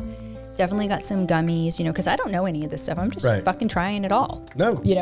I'm like $400, sure. You know what I mean? Because to me, I was like, you know what? I'm going to see what works, see how I feel. Right. So then I'm driving to this Target, and we went from being like in a nice area to like, holy shit, I better not get shot over here. And then I realized, oh my God, I didn't go to the fucking bank, and they only accept cash. So like, now you got to go stand at an ATM in the hood. Literally, in like when I say like, my husband's like, you didn't think something called like Columbia Heights sounded sketch? And I'm like, I didn't really know, babe. Like, I don't know. So then I pull up, and this gas station is just fucking like the worst. So then I go put my debit card in, and the money comes out. Yeah, and it's like I'm looking all around, and I'm like, oh, I see all these people over here. I'm like, oh my. I'm like, fuck it. I'm in the army. Like, come at me. You know what I mean? I'll kick your ass. I still have that mentality. Right. You know what I mean? And I'm looking around, I'm like, well, there's some soda bottles over there. I can, throw at anyone if I have to. So it gives me my first 100. Then I go do it again. It won't give me any more money because my bank was like, that's probably not her. So they put like a stop. Excuse me, what are you doing over there? Exactly. And then the bank. My suggestion is you get back in your car, drive back across the line over here, get your money, and then go do your drug deal. Exactly. So I'm like, God damn it. So then I take out one of my other cards. I'm like, put it through. So I end up getting all my money. But I was so nervous there. Oh. And I was like, oh my God. So then I swing around. The Target that I pick apparently is like, the parking is underground, just like everything in DC. And I'm like, going underground.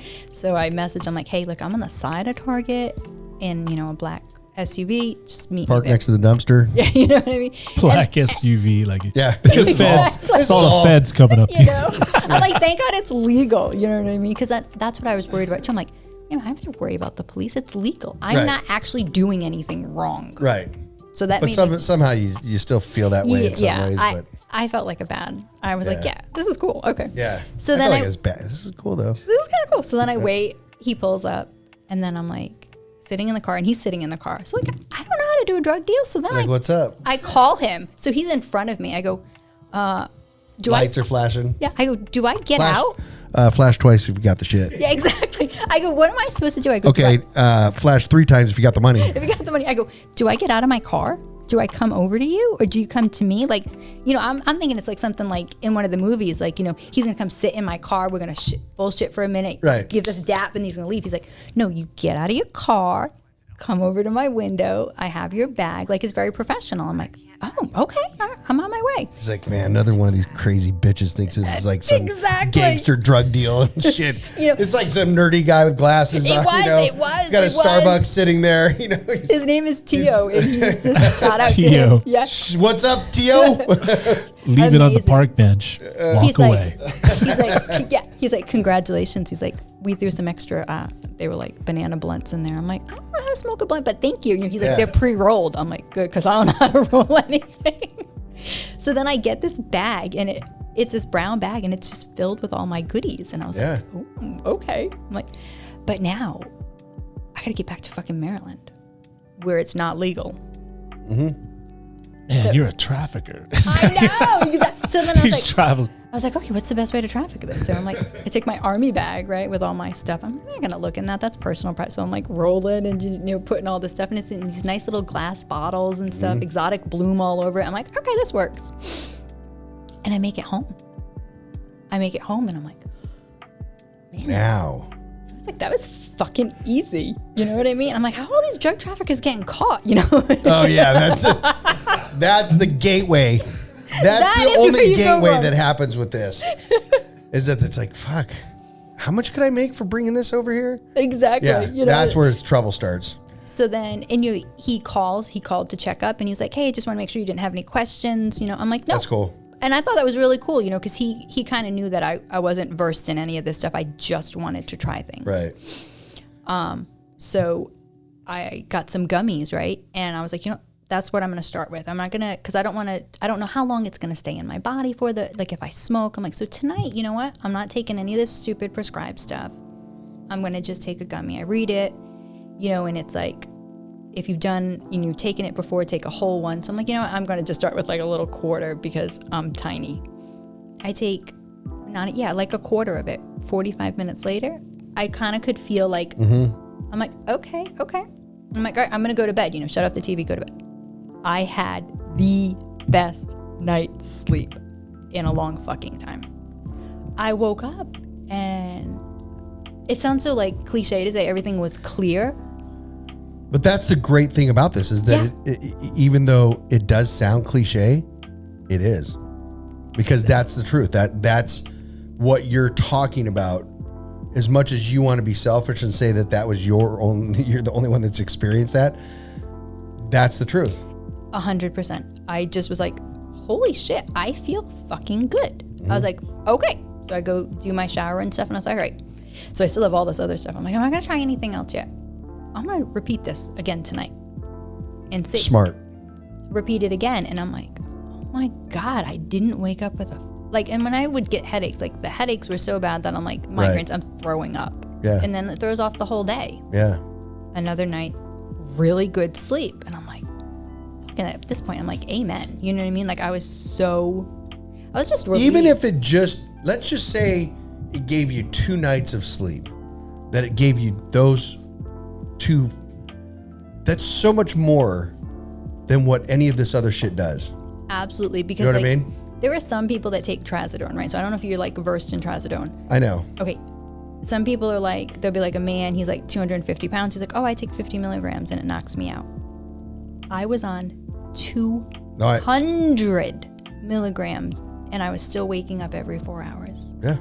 And people are like, well, what's wrong? Like, what's on your mind? I'm like, nothing is on my mind. Like, literally, nothing was on my mind. I'm not a person that stresses out easily. I don't drink coffee. So it wasn't any of these stupid things that they say. There was just something that switched in my brain after chemotherapy. Right. That, people are like, oh, after chemo, your hair grows back, it comes back curly. So it's like one of those weird things that happened. I just became a true insomniac. It's people do that without having cancer. People, right. I've had it my whole life, I guess. I don't look at it like that, but I've always been, 4 or 5 hours of sleep, great. You know what I mean? Sometimes going through different things in business and life, sometimes I'll go to sleep and I'll wake up an hour later and I'm up for a few hours and then I go back to sleep. I mean, I don't know how to describe it. Yeah. But things like that are just, it's life. Right. And in your case, it's the same thing where people are trying to just be like, oh, you can't be like that. You can't feel like that. You can't, and that's where it comes back to, cannabis. This is what we do. You know what I mean? So am I going to sit back and go, oh no, it's probably not no, it is. It's the fucking cannabis. 100%. And I'm not saying it because, I need more people to buy it. I'm saying it because we live this and we've gone through your story so many times right. with people and it never gets old. That's the thing is like when I saw you, when you started talking about, I had the best fucking night of sleep. People that get sleep and do well, they don't understand that. They don't. Until it happens. Until it happens. And that's the thing is that it happened. And, people that can sleep well, they take it for granted. Absolutely. And in your case, it's like, that's a big part of, of the proving ground of getting through some of these things that are tossed at us in life and cancer and whatnot. Absolutely. Recovery, you need that. That's not even talking about you recover, yes. But the fact is that, you're going through the most traumatic thing in somebody's life with a family, with all this going on. And the things that you need to really survive through this is sleep and nutrition. Yes. The two main things that you really need to cope and to deal and for your body to cope and deal and regenerate what needs to be is sleep and nutrition. Absolutely. And guess what?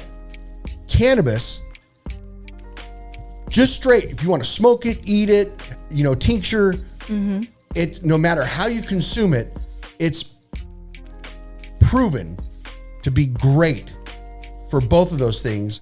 And you're not taking a pill that says, oh, this is going to increase your appetite, but guess what? You're going to shit yourself all over the place, or you're going to do this, or you're not going to be able to sleep. You're not going to be able, migraine. Yeah. These are all the side effects. You know that where they go, oh yeah, you take this, and yeah, it's going to help you do this. Exactly. And then you hear death and death. And it's like, no, listen, that's the thing about this side of cannabis that it regardless if people want to get fucking high, great. Right. So be it. You could eat, you could drink, you could whatever you could eat everything in this building if you could do it. And you know what? You're going to get really fucking high. And then you're going to wake up and you're going to be okay. You're not going to have brain. You're not going to be brain dead. You're not going to go coma. You're not you could do all of this and you're going to be fine. Right. Like how many people do you know that have beat their spouse on cannabis? I mean, I can't get into that. Right, but you know probably what I mean? not very many. How many? I can't say, and I get that direction because we deal with this a lot. Right. But just even being like, cannabis is like, to me, it was like an upper, right? Like, unless I'm going to sleep. But it's like engageful, meaningful conversation, right? A lot of people say it is. But say you take an Ativan, right? So an Ativan, that kind of reverts you a little bit more. But also, like, say you have kids and you're on Ativan, you almost can kind of become annoyed, right? With your kids, your spouse. So that's where I was going with that is the cannabis. I think because it's so natural, it's not like the other things, I'm sure there are people who have gotten car accidents. Yep. I know exactly where you're going and you're 1,000% correct. You can, and I used to talk to people as well and be like, okay, look, everything on this side of my hand is all non-prescription painkillers, cough medicines, NyQuil, all these things are over here. If you take any of these in excess, you could die. Absolutely. Any one of these things, you could die. If you take this whole bottle of Tylenol, you're going to die. Absolutely. And that is available to anybody to go up and purchase. Now, I'm not talking about prescription. I'm talking about just over the counter. Yeah. Now, your kid gets in, leave out any of your prescription. They don't talk about. Let's talk about aspirin. Let's talk about all these other things that are just normal things sitting in your cabinets, anywhere. That you could die. Right. Over here, I got 100 pounds of weed. I got, you name it, in anything that's all in THC form. Right. Everything. It doesn't have anything that's added to it. It's just the different ways that it has been extracted or prepared, if you want to call it that. You can take everything here, eat it, drink it, smoke it, as much as you can consume. And you're going to wake up in the morning. But the bigger part is you're going to be okay. Yeah, absolutely. You're not going to have brain damage. There's nothing there. It's like Willie Nelson said. He said, nobody's ever died. Well, I take that back. I know somebody that died from marijuana. 100-pound bale of it landed on top of him. It's like a story that, it's like one of those things. That's the big thing about this is the understanding. Like look at the path that you've been on and where you're at now. Right. I can't say it because it's like, I can't say what a soldier because that's the truth, but that's not in that way. What a trooper, you know what I mean? But what an amazing person. I say what a life, to me, I'm always like, what a life experience. But guess what? I think everybody has something that they go through, right? I have a friend who lost a child at 14 to leukemia. Yeah, everybody does. Everybody has. So this was my thing, right? This was my battle. And I tried to fight it with as much grace as I could. But most importantly to me, I tried to be vocal. As soon as I found out, my husband, it was almost like, he was like, oh, you're going to put it on Facebook?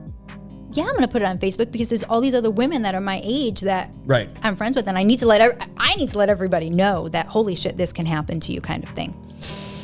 And that's where it all kind of began. It's kind of like the same thing with cannabis for me, why I'm so able to talk about it, because I'm like, hey, if I have something good, I'm that girl that will be like, hey, I like your shoes. Where'd you get them? Or someone says it to me, I'll let you know because I'm not in competition with anybody. That's funny because when we walked out in the hall, when I took Amy over to show her the snack and drink region over there. Yeah.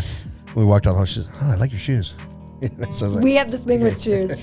And I'm just like, I just want to see everybody make it. So if there's something that I definitely stand by and believe in, and it's definitely as far as, so two things I really eventually want to see, cancer screenings for women, especially in the military, a lot younger. Right.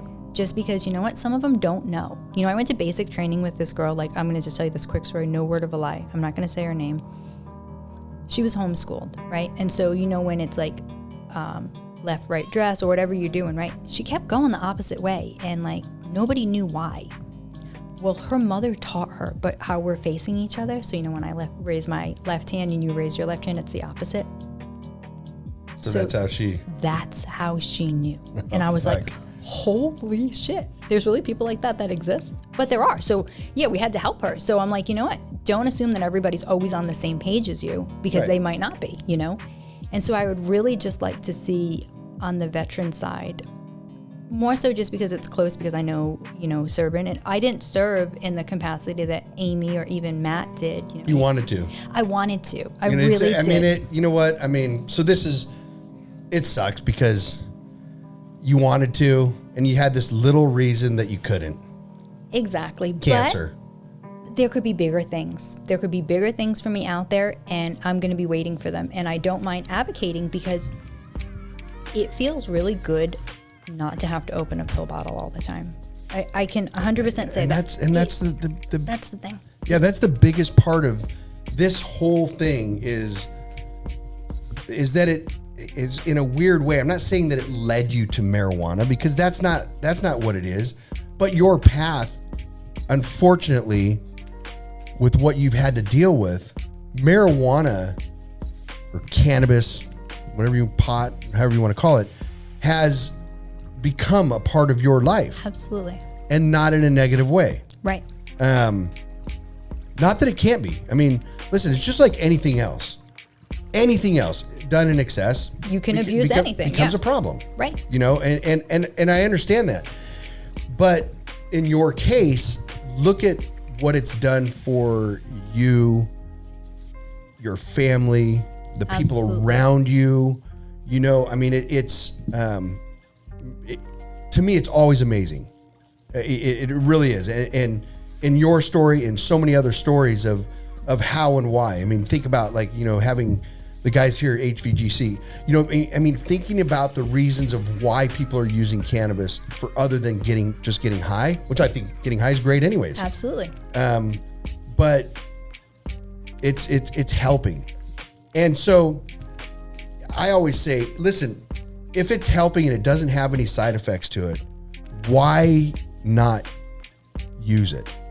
Absolutely. You know what I mean? It's going to save you a trip to the doctors, calling and filling your prescription, and just all the stuff that comes in with that. It's so nice to know that I know I'm in charge of my supply. I know what my supply is.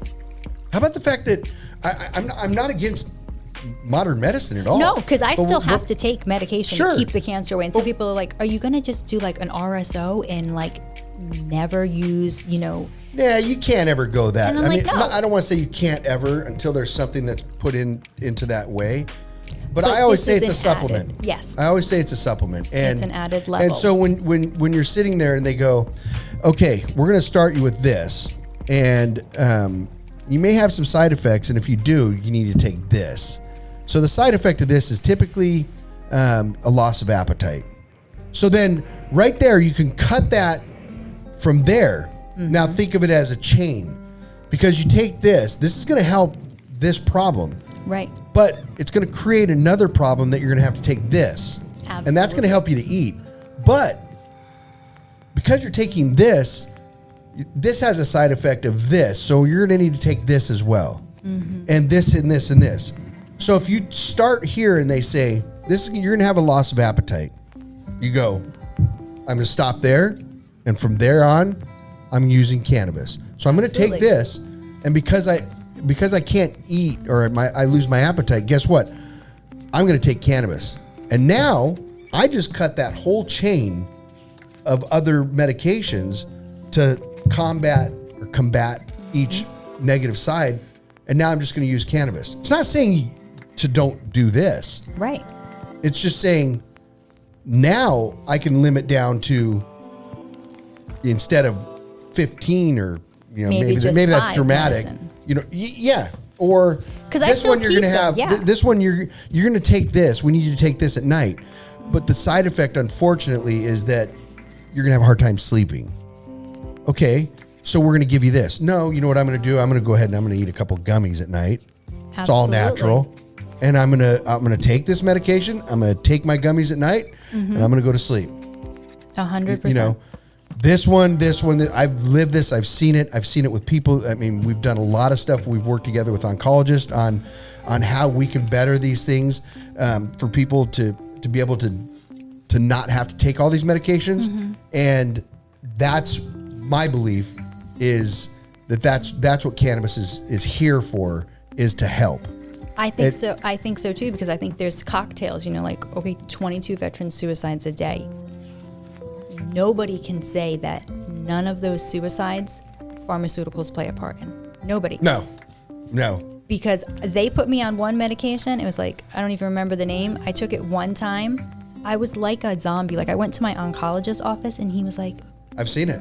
he goes, what is crazy. wrong with you? And I was like, the doctor started, and he was like, no. He's like, that's for people that are bipolar. It was like some type of lithium. And he was like, don't take. And I'm like, I don't. He's like, why are you taking that? I'm like, I don't know. They said to. He's like, don't. So I didn't take it anymore.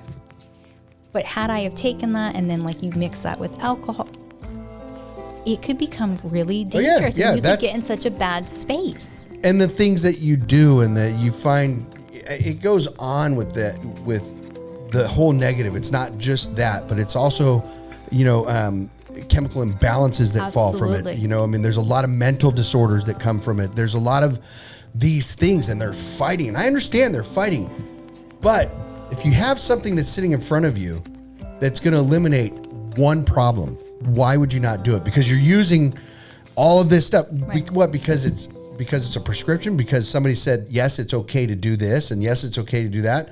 Right. We're just waiting for people to jump up and say, yes, it's okay to use cannabis for this. That's the thing. health-wise, skin-wise. There's amazing things that are out there for it, not even just cancer, but talking about, all kinds of other things that go on, topicals that just help. Anxiety, in general. Anxiety. Like my oldest, she's 20 now, but if she were to smoke marijuana, would I be okay with that? Absolutely. Opposed to, say, going to see a psychiatrist and taking an Ativan and becoming possibly hooked on that or 100%. something. I'm like, yeah, you know what I mean? It's natural. Right. Okay, we have a cannabinoid system. We don't have a Valium system in our body. You know what I mean? We don't Percocet? have a Percocet. Where's that? Do you have a Vicodin system? So at one point in my life, I did have a Vicodin system. I think we all it came had with that. Jack Daniels too. Right? Yeah, you have that was my cocktail. Right, and you could have been down a dark road being on that cocktail. No, I was down. You were dark already roads. down. Yes, I was down some dark roads. So yeah. I think there's so much more that needs to come about it. Welcome to the ARC. Thanks. Cannabis ARC. The cannabis ARC. Because what happens is and it's kind of, I just came up with that too. That wasn't something I've ever said in my life. Oh, I'm going with it. I love it. The cannabis ARC. I love it. And the way that mentally, the way I look at this is that you have all these non-believers out here. And the downside is that it takes something tragic. And I'm not saying this towards you, but this is the truth, is it takes something tragic or something to happen, a family member, somebody to be in a position that's compromised and to use cannabis. And that's when 2, 3, 5, 10 people around that person go, wow, cannabis is something. You know what I mean? So I always say it's like 2 by 2, they get on the arc. Okay. You know what I mean? Yep, 2 by 2. And so that's, I've had, police officers, retired police officers, military, unbelievable. People that have just like, I've never in my life, I've never support that. I would never this. And then they find out that, their daughter or somebody has something that they go, man, you should try cannabis, and they use it. And then it's like, wow. But it's like, support it. It's like, that's it. Why not? I look at it like that and I'm like, okay, so the stigma's there, but me, myself, I've been one that's never really cared what people thought. Like when I joined the military at 34, people were like, fucking crazy. Right. I don't care what you say. The outfit I have on, what I'm doing, I don't really care. So I think when you have that mindset of not really care, I don't care what people think. Therefore, I'm okay with trying it. But I feel like sometimes people feel like they have to fit in this box, and it's like, oh my God, what are they gonna say? What are they gonna say? That's a cool suburban white mom right there. You know what I mean? She don't mind. It's different now. It is. I don't know if you ever watched the show Weeds. A couple times I have. Okay, listen, that's one that you need to lock yourself. I got a 5-hour plane ride, so binge watch whatever you can on that. I mean that's one of those shows. Like we're not in the 1950s anymore, No, and I think it takes people like yourself that have that story. And if you're hiding in the background and doing your doing your cannabis, then you have other things that you're dealing with. But I always say, like, not for promoting the sale, promote the fact that it's helping in any 100%. Aspect that it is. And so now we sit here, right? Do you see my skin? I feel like it's glowing. Like maybe you didn't know before, but I'm sure it's the cannabis. Like I'm not even kidding you. No, and there's so many things. I'm serious. No, there's so many things. There's so many things that are out there that people don't know about. And exactly what you're saying, like is cell regeneration is a real thing. It is, and now they're, with what we're able to do now, imagine once it's fully legal. Absolutely. When you talk about when you wake up, you wake up at 3:00 in the morning, where I do, 4:00 in the morning, and you have the TV on just to have that, and that person's on there and they're taking this serotonin, whatever shit, and they're putting on their face and going, oh, look at this. There's so many things about that plant extracted in the ways it is that we're already finding out that does that. Yeah. Cell regeneration. It's 100%. It's huge. Whether it's so now we sit here. We've gone through your amazing story. Obviously, there's a ton more in there, but the biggest thing about this is the fact that you're now 3 years? Mm-hmm. Right? 3 years in remission. Yeah. Yeah. It's fucking amazing. It is. Your story isn't. Listen, there's people. Yeah, there's people that have had less opportunity or more opportunities to cure and whatnot and have not. Right. And I'm not saying that cannabis has anything to do with your willpower. I'm saying that I think somewhere down this line, whether it was during or after, the synthetic cannabis, I can't vouch or can't say anything about that. I can't vouch for that. I think I think your trooper mindset, the way that you are as a person, the resiliency, I think is by far the biggest thing that helps somebody go through what they go through, and the willpower. Other people, there's people that just give up. There's people that just give up. Mm-hmm. And I think that that's the truth. I think, for me, after now you're out and you're experiencing cannabis, I think it takes a big play in just being able to just go, yes, like all of this, instead of just grinding and stressing even more now about this and this and this. I think it gives the opportunity for somebody to relax. Absolutely. And that's so important in that way. If you can't, and if you've gone through what you've gone through. I think when you've gone through so many years of medicine, so taxing on your liver and your kidneys and your pancreas and all that stuff. And so then you're like, okay, I'm cancer free, but then you're like, oh, I got a headache. And like you said, then you're taking the Furacet, but that's got the acetophenamine in it, and then it's got the aspirin, and that's not good. And you're like, I'm putting more shit in me. And then if you don't have to, and you could just take something that makes you relax and doesn't have a side effect. Well, people just think, they not to think, oh, you're 3 years in remission. Right. Well, fuck, that doesn't mean that you still aren't dealing with, the post effects. Right. Which go on for years and years. It just, and so that's where I continue to say that cannabis can help, Absolutely. And this is one of those stories again that is amazing. From beginning, we're nowhere near the end. There's a lot more to go on this. You know what I mean? Mm-hmm. And it's just crazy. 3 years in remission. It just tells a lot about you as a person, as a mother, as a wife, and a leader on what it is that you're doing. And I'm like so happy that you were coming out for a graduation, because I had no clue of any of this. And Matt was like, hey, this is what's happening. I was, absolutely. That's what he said to me. I was like, he's like, is there anything you don't want to talk about? I'm like, you think I'm afraid to say the word mastectomy? I'm like, I don't fucking care. Right. I'm like, no, that's the ugly. There's just so many things that go through this that people, especially if you're a very, what do you call them? Not materialistic. That's the wrong word. When you're very vain, if you're, like about your body and superficial. Yeah. If you're a very superficial person, and that's okay, don't get me wrong, this is really tough. Right. And so again, like I should have been, but my spin on it, literally, so I can spin anything right into a positive. Shifting gears. I was like, babe, my boobs are always gonna look good.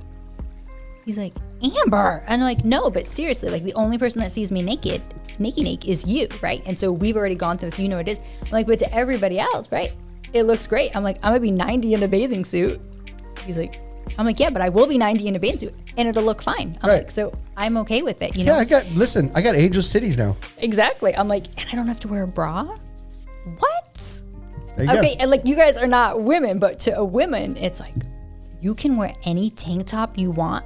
Yeah, I can. So I feel like there's that positive, and I also think. Well, and that's the great thing, as I can see on your end as a spirit, you're just like, look, it is what it is. Yeah, and just making the best out of all of that. Absolutely, because you know what? There's so many people watching me, right? I got my husband watching me. I got my girls. Yeah, that's the most important side. And I said those girls, look out, everybody, because what they've grown up with in you as a person, I guarantee you they are now you times 10. Absolutely. Honestly, they are. Because they got to upstage you. They do. If something comes up, they're like, They're like, what? Do you know? They're like, do you know what we've been through as a family? That's like how my 9-year-old is. Do you know what I fucking saw at 9? Yeah. And it's like, we did. We've been through it and we stayed together. You know, my marriage is great. My girls are doing great. I'm like, you know what? It's a lot of shit that would go wrong. A lot of shit, but I think it's all how you put it into perspective. It is. It is, because you know what? If I don't want to end my life, which I don't, and I want to wake up every day, you got 2 choices. You wake up happy or wake up miserable. But miserable is like, it like carries itself. You know, it's like weird. Like the other day before I came here, I was at the dollar store picking up stuff for my sister, right? So I had probably like 15 things. So it's like $15, right? The lady behind me, she had like a uniform. I think she worked at like a shop, right? So it's like a convenience store. She literally had just a drink, right? And I got like these 20 things. And I literally said to the lady, I'm like, can you ring her drink up? And she just looked at me. I was like, ring it up so she can get back to where she's got to go. And the lady was like, thank you. It was literally $1.06 because of tax. But I always feel like if you can just do those, and Lay's like, that was so nice of you. If you can just do that, then that lady went and she was like, wow, that was really nice. Maybe then she'll do a nice deed for somebody. So I'm all about just looking out for each other and just trying to be the breath of fresh air that I think the world needs. Yeah. Pay it forward. Pay it forward all the time. So that's, you know, I do stuff like that. You know, the whole Starbucks thing. Yeah. So I'm the guy that always starts in the line and you pay for somebody's thing. Let me just say, I've typically been the one that starts that. And I always wonder, like, how far does it go? Yeah. You know what I mean? And so I've done it, and now because I go to the same exact Starbucks every single morning, and I never ask, like, oh, hey, how many people, you know, carried it on? How many did this, that? But I don't remember how long ago. I'm bad with dates and stuff like that. But I got back in the morning, the same guy sitting in there, and he's like, dude, I think we set a record yesterday. I'm like, what do you mean? He's like, we went 35 cars. Wow. I'm like, you were counting? He's like, yeah, you know, it just kind of kept going, and kept going. And usually, you know, he goes, and usually it's like some grumpy old man is like, I ain't fucking paying for the guy. Right. You know, and he was like, yeah, it was like 35 cars. And I was like, wow, like that's awesome. Big. You know what I mean? And the other day, well, it was a year ago. I do know it was a year ago, was the first time that I was in the receiving position of that. And I was just like I didn't know what to think. You know, I was like, fuck. And I was like, you know what? That's fucking awesome. It is. You know what I mean? So, of course, I bought the person behind you, you know, behind me. But the feeling, if you've ever had that, is like, at first, especially if you're a giving person, at first it's kind of like, wow, like I don't even know how to feel. You know what I mean? And the other day, I was with my fiance and we were going through Starbucks, and it was early afternoon or whatever, and I just ordered a tea. Fucking, I wish I would have ordered like a bunch of stuff. You know what I mean? You're always going to be that one person. Because then the guy behind me be like, go ahead, I'll take care of that one. How much is it? It's $17 or something. Like, I'll pay $10 on it, you know? No, but I mean, I'd ordered a tea, and then it was the same thing. I pulled up and they're like, hey, person in front got this for you. You know what I mean? I was fortunate enough that the person was still there. Like they had, you know, they weren't pulling out, like waiting, like, oh, what's he going to do? You know, they were pulling out. We were just going out. So I gave a honk and a look, you know, thumbs up and a thank you, you know, and it was like, yeah, cool, you know. But I mean, it's like, that's what it is. You know what I mean? And so now you're in that position where you don't have to, but you're paying it forward on the cannabis side. Absolutely. You know what I mean? And that's, you know, and that's sometimes that's what it takes, you know, because there's that stigma of the, you know, the early 80s into 90s. Like, okay, I don't know how cannabis ever got in the same category as crack, you know, because they're two totally different. But there are some people, when they hear that, they're associating. Oh. You know, so sometimes if you can see somebody that, you know, looks, not that they don't look normal, but, you know, it just is like, okay, I had a career, I did this, I did that. And then it's like, okay, so she's trying it, you know? So sometimes I think it's just about putting yourself out there. It is. And putting your voice out there to say, hey, look, I'm a suburban mom like y'all, and this is how I'm dealing with this right now, and it's really helping me. So Taylor Swift, it's okay. You can come out. You can say, I use cannabis. You know what I mean? Yeah. You can do it. She can. So, wow. I'll tell you the story. Maybe we'll cut it out. Maybe we won't. Doesn't really matter. I'm not in the military anymore. So, anywho, I happened to... all right. So, I was like, you know what? When I first was super sick, right? Still active duty. Hadn't tried the Marinol yet. My uncle was like, everyone calls me Bubba. I guess because my little brother couldn't say Amber, so it's not... they call me Bubba. Bubba, I can send you some shit. I'm like, Uncle Steve, like, you can't do that. I'm on a military base. Then he's like, it'll be good for you. I'm like, then I started thinking about it. I was like, well, wait a minute. We have one military working dog who is a narcotics dog, but he just retired. And he lives at my house, the dog, right? So I was like, okay, this might work. Okay, so he sends it to me because I know nobody's checking this stuff. So I get it. It's also, he put it in like probably 5 fucking Ziploc bags. Right. So the dog's name was Blecky. He was like 120 pounds, pure muscle, black Belgian Malinois, right? So he was the narcotics dog on APG before he retired. Captain Jeffries, who I said was my first commander, was away in Bahrain. It was actually her dog, but I watched him for a whole year. So I'm like, how well does he do? I'm like, so I knew the command was seek, you know what I mean? He found it, right? So I'm like going all these spots. I'm like, Blecky, seek, and he'll sit. So yeah, dude, testing the fucking... Dude, this dog sat there, and then he would like get up and do other stuff, and he kept sitting there, and then he would just look, and sometimes he would bark, and I'm like, what do you do? And I'm like, oh my God. What he must be saying is, Mom, you have me in the house with narcotics. Right. Okay, so, and guess what? I chickened out, and I didn't end up doing them because I was still active duty at the time. Fucking and I was dog. like, oh, the dog, I think he got it in my head. And I was like, you know what? When I get out, I'm going to do it. But that was like the funny story with the dog is because he could pick up literally anything. So I was like, why did he retire? And they're like, oh, he retired because he had a false sniffer. He would always go to the driver's side. So he not only could he sniff out marijuana, but they said he found like a single Percocet or something like that. So he just had a great sniffer. Then as he aged, because he was 13 when he retired, his sniffer was just crazy. So he always went to the driver's side and sat. So here my daughter starts dating this new boy. Okay, all right. So I'm like, okay, CJ, come over. So the boy comes over. And I'm like, so you're taking Alana out tonight? Yes, ma'am. In your car? Yes, ma'am. Blecky, come here. So Blecky comes over, and I'm like, Blecky's going to just check your car real quick, knowing what the dog does. So I'm like, I'm like, Blecky, seek. So he's seeking in the back seat. So I do everything, right? And then I come around and I open the door, and this kid's like already afraid of me. He's shitting his pants. And he's like, I had to worry about the fucking dad? No, I had to worry about this 100-pound mom. Exactly. So I'm like, Blecky, seek. And sure enough, the dog sniffs and sits. And I look at him, and I'm like, CJ? And he's like, I swear to God, there's nothing in there. I'm like, seriously? And I'm like, no, and I hit him. I'm like, I'm just fucking with you. I'm like, I know you don't have anything, but like you could see, like he's sweating, and I was like, this is great. He's like, about this date, not gonna happen.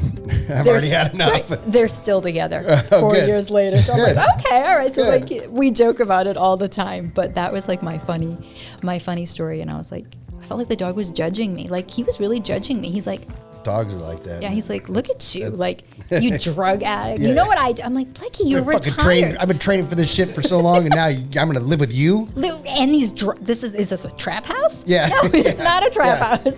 So that got in my head, and then I ended up being like, okay, no, I can't do this, which was probably a good thing because I did end up having to do a piss test. So yes, I always weird feel like, how things happen. Right, the universe. I feel like it's just all connected some weird way. Lines up. Yeah, and I think if you're intuitive enough, you can kind of pick up on the subtleties. Like I said, I don't know exactly what drove me to join the military, but I can tell you that my medical bills are well over $1 million. Like for cancer treatment, no word of a lie. You can't backtrack this and really understand because you'll need a lot more than marijuana, I guess, to understand how and why things happen. And you could dice this up however you want, but the bottom line is that it's happened, and the biggest part of that is how it's all turned out. Absolutely. And than how it's going to turn out. We don't know. We don't know. But fact of the matter is this, is that you're still married. Yep. 2 beautiful kids. Absolutely. Husband is intact there, Absolutely. supports you and has supported you. Once again, amazing. Yes. You know what I mean? And now you're out here to watch My sister your sister retire/graduate. 25 years. And at some point, soon enough, We're going to get together. and you know what's going to happen? Exactly. Blackie's not going to be around. Nope. And if he was, he'd be doing it too. Exactly, right? He might throw a gummy in his dish. I wonder what he would do if I got him high. He'd probably he'd convert. He'd you know? Then that's the dog that you want when you lose your stash. Oh my God. You know what? It's That's like, fuck, true. where did I put that? So he has since, that was in 90, like, no, not 90, like 2017. He passed away since then. But now I have 3, I got a Doberman, like a full-size one I've always wanted. There you go. Yeah, they all do. Yeah, there's nothing wrong with that either. No, and he's Not at so all. happy because he's such a fucking, he's so wiry, you know what I mean? And I'm like, Coda James. So what's next? So what's next is, I don't really know what's next. That's good. I don't really know, honestly. That's good. I retired and then I was like, okay, let me look at all this stuff. I'm like, okay, so I get 2,100 for BAH if I go to school. What do I have to go to school for? I can go to school for anything? Fucking gen ed, here I come, you know what I mean? So like literally I enrolled in classes. And so I'm taking this speech fundamentals class. And guess what I'm doing my persuasive speech on? Marijuana. Yeah. Because it. it's so important. Yeah. And so I'm like, you know what? That's what I'm going to do it on. And I got like 20 kids in the class. They're all probably the age of my child. But it's okay because sometimes they look at you for, they just kind of like, people are always looking and they're always like trying to take information from people. So if that's all I can be as a vessel to get information out there. You won't know it right now, but down the road, you're going to be amazed. I guarantee you, people are going to talk to you about how you changed their life, the things that you said, the positive, spin on what it was in your life is going to, I know this because I've had people, this many years, I've now had that experience of people saying, like, hey, thank you. Getting notes from families That's amazing. Yeah, it is. And so it's great, for me to be able to sit back and be like, wow, I've never had anybody come up to me and say, wow, dude, you fucked up my life, because you sold me marijuana or because of this or, something with marijuana. Don't worry, I've had that for other reasons, but, not for cannabis.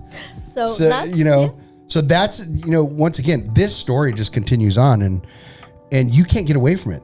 That's the thing. Like if I'm like, you know what? It's not going away. It isn't. And I am like, you know what? Looking into different things. I'm like, I will go speak and I will, because I think 2 things are really important. I think the Veterans Affairs needs to get on board with making this accessible to veterans, and the whole breast cancer side of having mammograms and stuff like that. Early detection is really important. Always.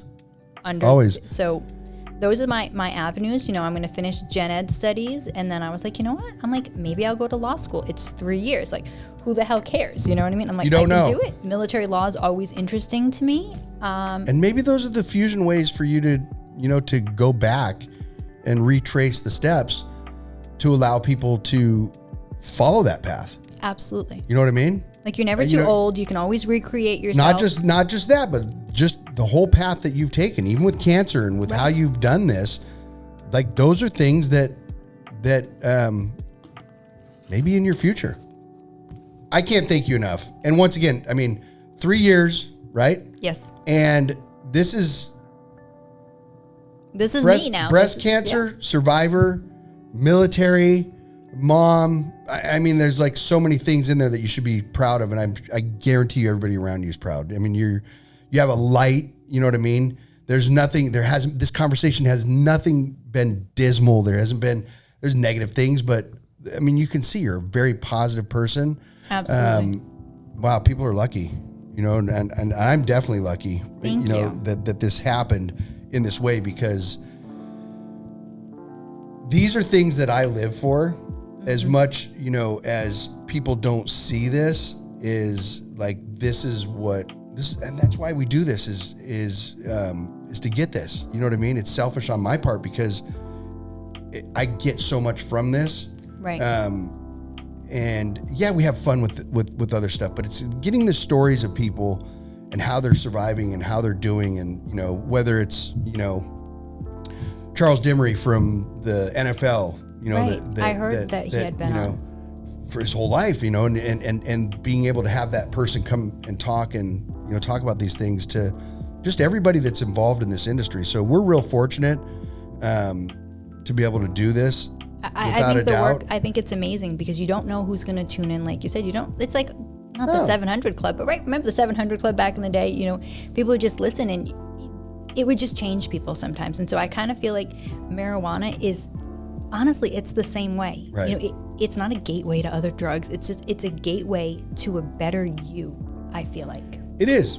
And there, you know, once again, I mean, there could be negative sides of it that, you know, from the person that is abusing it. Right. Which could be anything. But that could be Tylenol. Right. You know? So, wow. Thank you again. Thank you so much for having me. It sounds like you got a good weekend coming along. I think I'm doing some slave labor. I'm sorry. I'm going back home and I think we're like mulching. And like, I was like, okay, California, I packed like super cute when's clothes. graduation? Tomorrow? Tomorrow. And then a little party on Saturday. So you're here for the weekend? Yeah, I leave Monday. Oh, that's what I mean. Well, yeah, so I'm going to have have time. You're not slave laboring here. Well, no, but we've got to go back and get everything like. Yeah, but why even think about that right now? That's like true. Party planner. Shit. Exactly, yeah. But it's just been great. You're in San Diego for the weekend. I know. That is awesome. That is really awesome. It is. And your sister seems really cool too. Oh my God, she's amazing. You know. I want to. You know what? I want to follow up. You need to follow up. I want to follow up when she finally. Fuck. You know what? I'm not giving her a bag yet. Don't make her wait to get her bag. Yeah. No, I'll give her a bag, but I want to follow up on when she is completely done and she gets to have that experience with you. She's an equally amazing story. Like, just think about being in the military for 25 years. I know. Fucking shit. Listen, we had Jasmine on here. Oh, so her friend Jasmine, yeah. Yeah. Fucking to date. Jasmine. All right, I'm calling you out, and this is, you have to forward this to her, Tommy. You see this? If you can see that, there are no fucking wheels on these things. I was promised size 12 Rydell. I have it on video and film. No wheels. We got an email too from her. When she said she was supposed to get. Oh yeah. So Tommy's calling you out too. Via email. Where's my fucking roller skates? So when she finally comes on, she'll have just her experience of everything that she's just been through, and hopefully that will be something that is a catalyst for her going forward to, you know, I don't know what type of medicine she's on and stuff like that, but her personality is very much like mine. Like I've imitated her my whole life. She's 3 years older than me, and I've often tailored, and she's like, okay, when you're joining the military now after I've been in for 17 years. Whatever. Hey, look, okay, I'm a little late to the game, but I'm coming. This is you. This is the new me. Yeah. Yeah.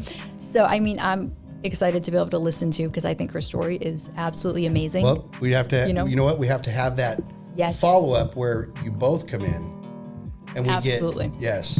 Because I want to know. Yeah. It's going to be mandatory. Okay. Kind of like the roller skates. So listen, thank you again. Thank you so much for having me. Once again, everybody, listen, this isn't made up shit. This is real. It's cannabis, and it's what it's doing for her. Yeah, it works. And as you can see, she's not an animal. She's not a dark person. She's a mother. She's a wife. I drive a suburban SUV. There you go. Ex-military. And cannabis is helping her, you know, through all of this. That's the most important side of this is just getting that understanding that that it's okay. I think that's the biggest thing. It's okay to find something that works, and it's okay to let go of the stigma. Yes. Of you should. No, I should, and I should, because my body says I should. My body says it feels better just taking this gummy than it does waking up every 4 hours, rummaging in the cupboard, tripping over stuff. My body said so. So you know what? I'm going to listen to myself. I'm going to listen to my body. And my body says it feels really good right now. There's nothing wrong with being high. No, not at all. Nothing at all. No. So once again, great time. I thank you, and I thank your sister for graduating, because otherwise you wouldn't have been here. That's true. So that's another one of those little pathways. Yes. But on the other side, the only way we do this is by people supporting us. And we don't do that via any type of monetary anything at all. I'm going to say it like Andy Francia says it. We need one thing, and it's not money. We just need you to send this to somebody, show it to somebody. We're on Spotify, YouTube, all the things Tommy will post. Like and subscribe. Do this thing over here. Because that's truly what, if you liked it, then pay us by paying it forward, right? Absolutely. Pay it forward. That's our new slogan. Yeah, I like that. Pay it forward. Is just to pay it forward. We're not asking for anything. It's very simple. All you do is, when you're watching this or listening to it, you go to that little thing. It looks like an arrow that's kind of going like this. And don't forget to like and subscribe. But you just hit that, and just hit it to one person. And that one person, all you do is say the same thing. And I'm going to say it if they watch the whole thing, is just pay it forward. So that's it. On this one, thank you so much. Thanks for having me. And there will be a follow-up.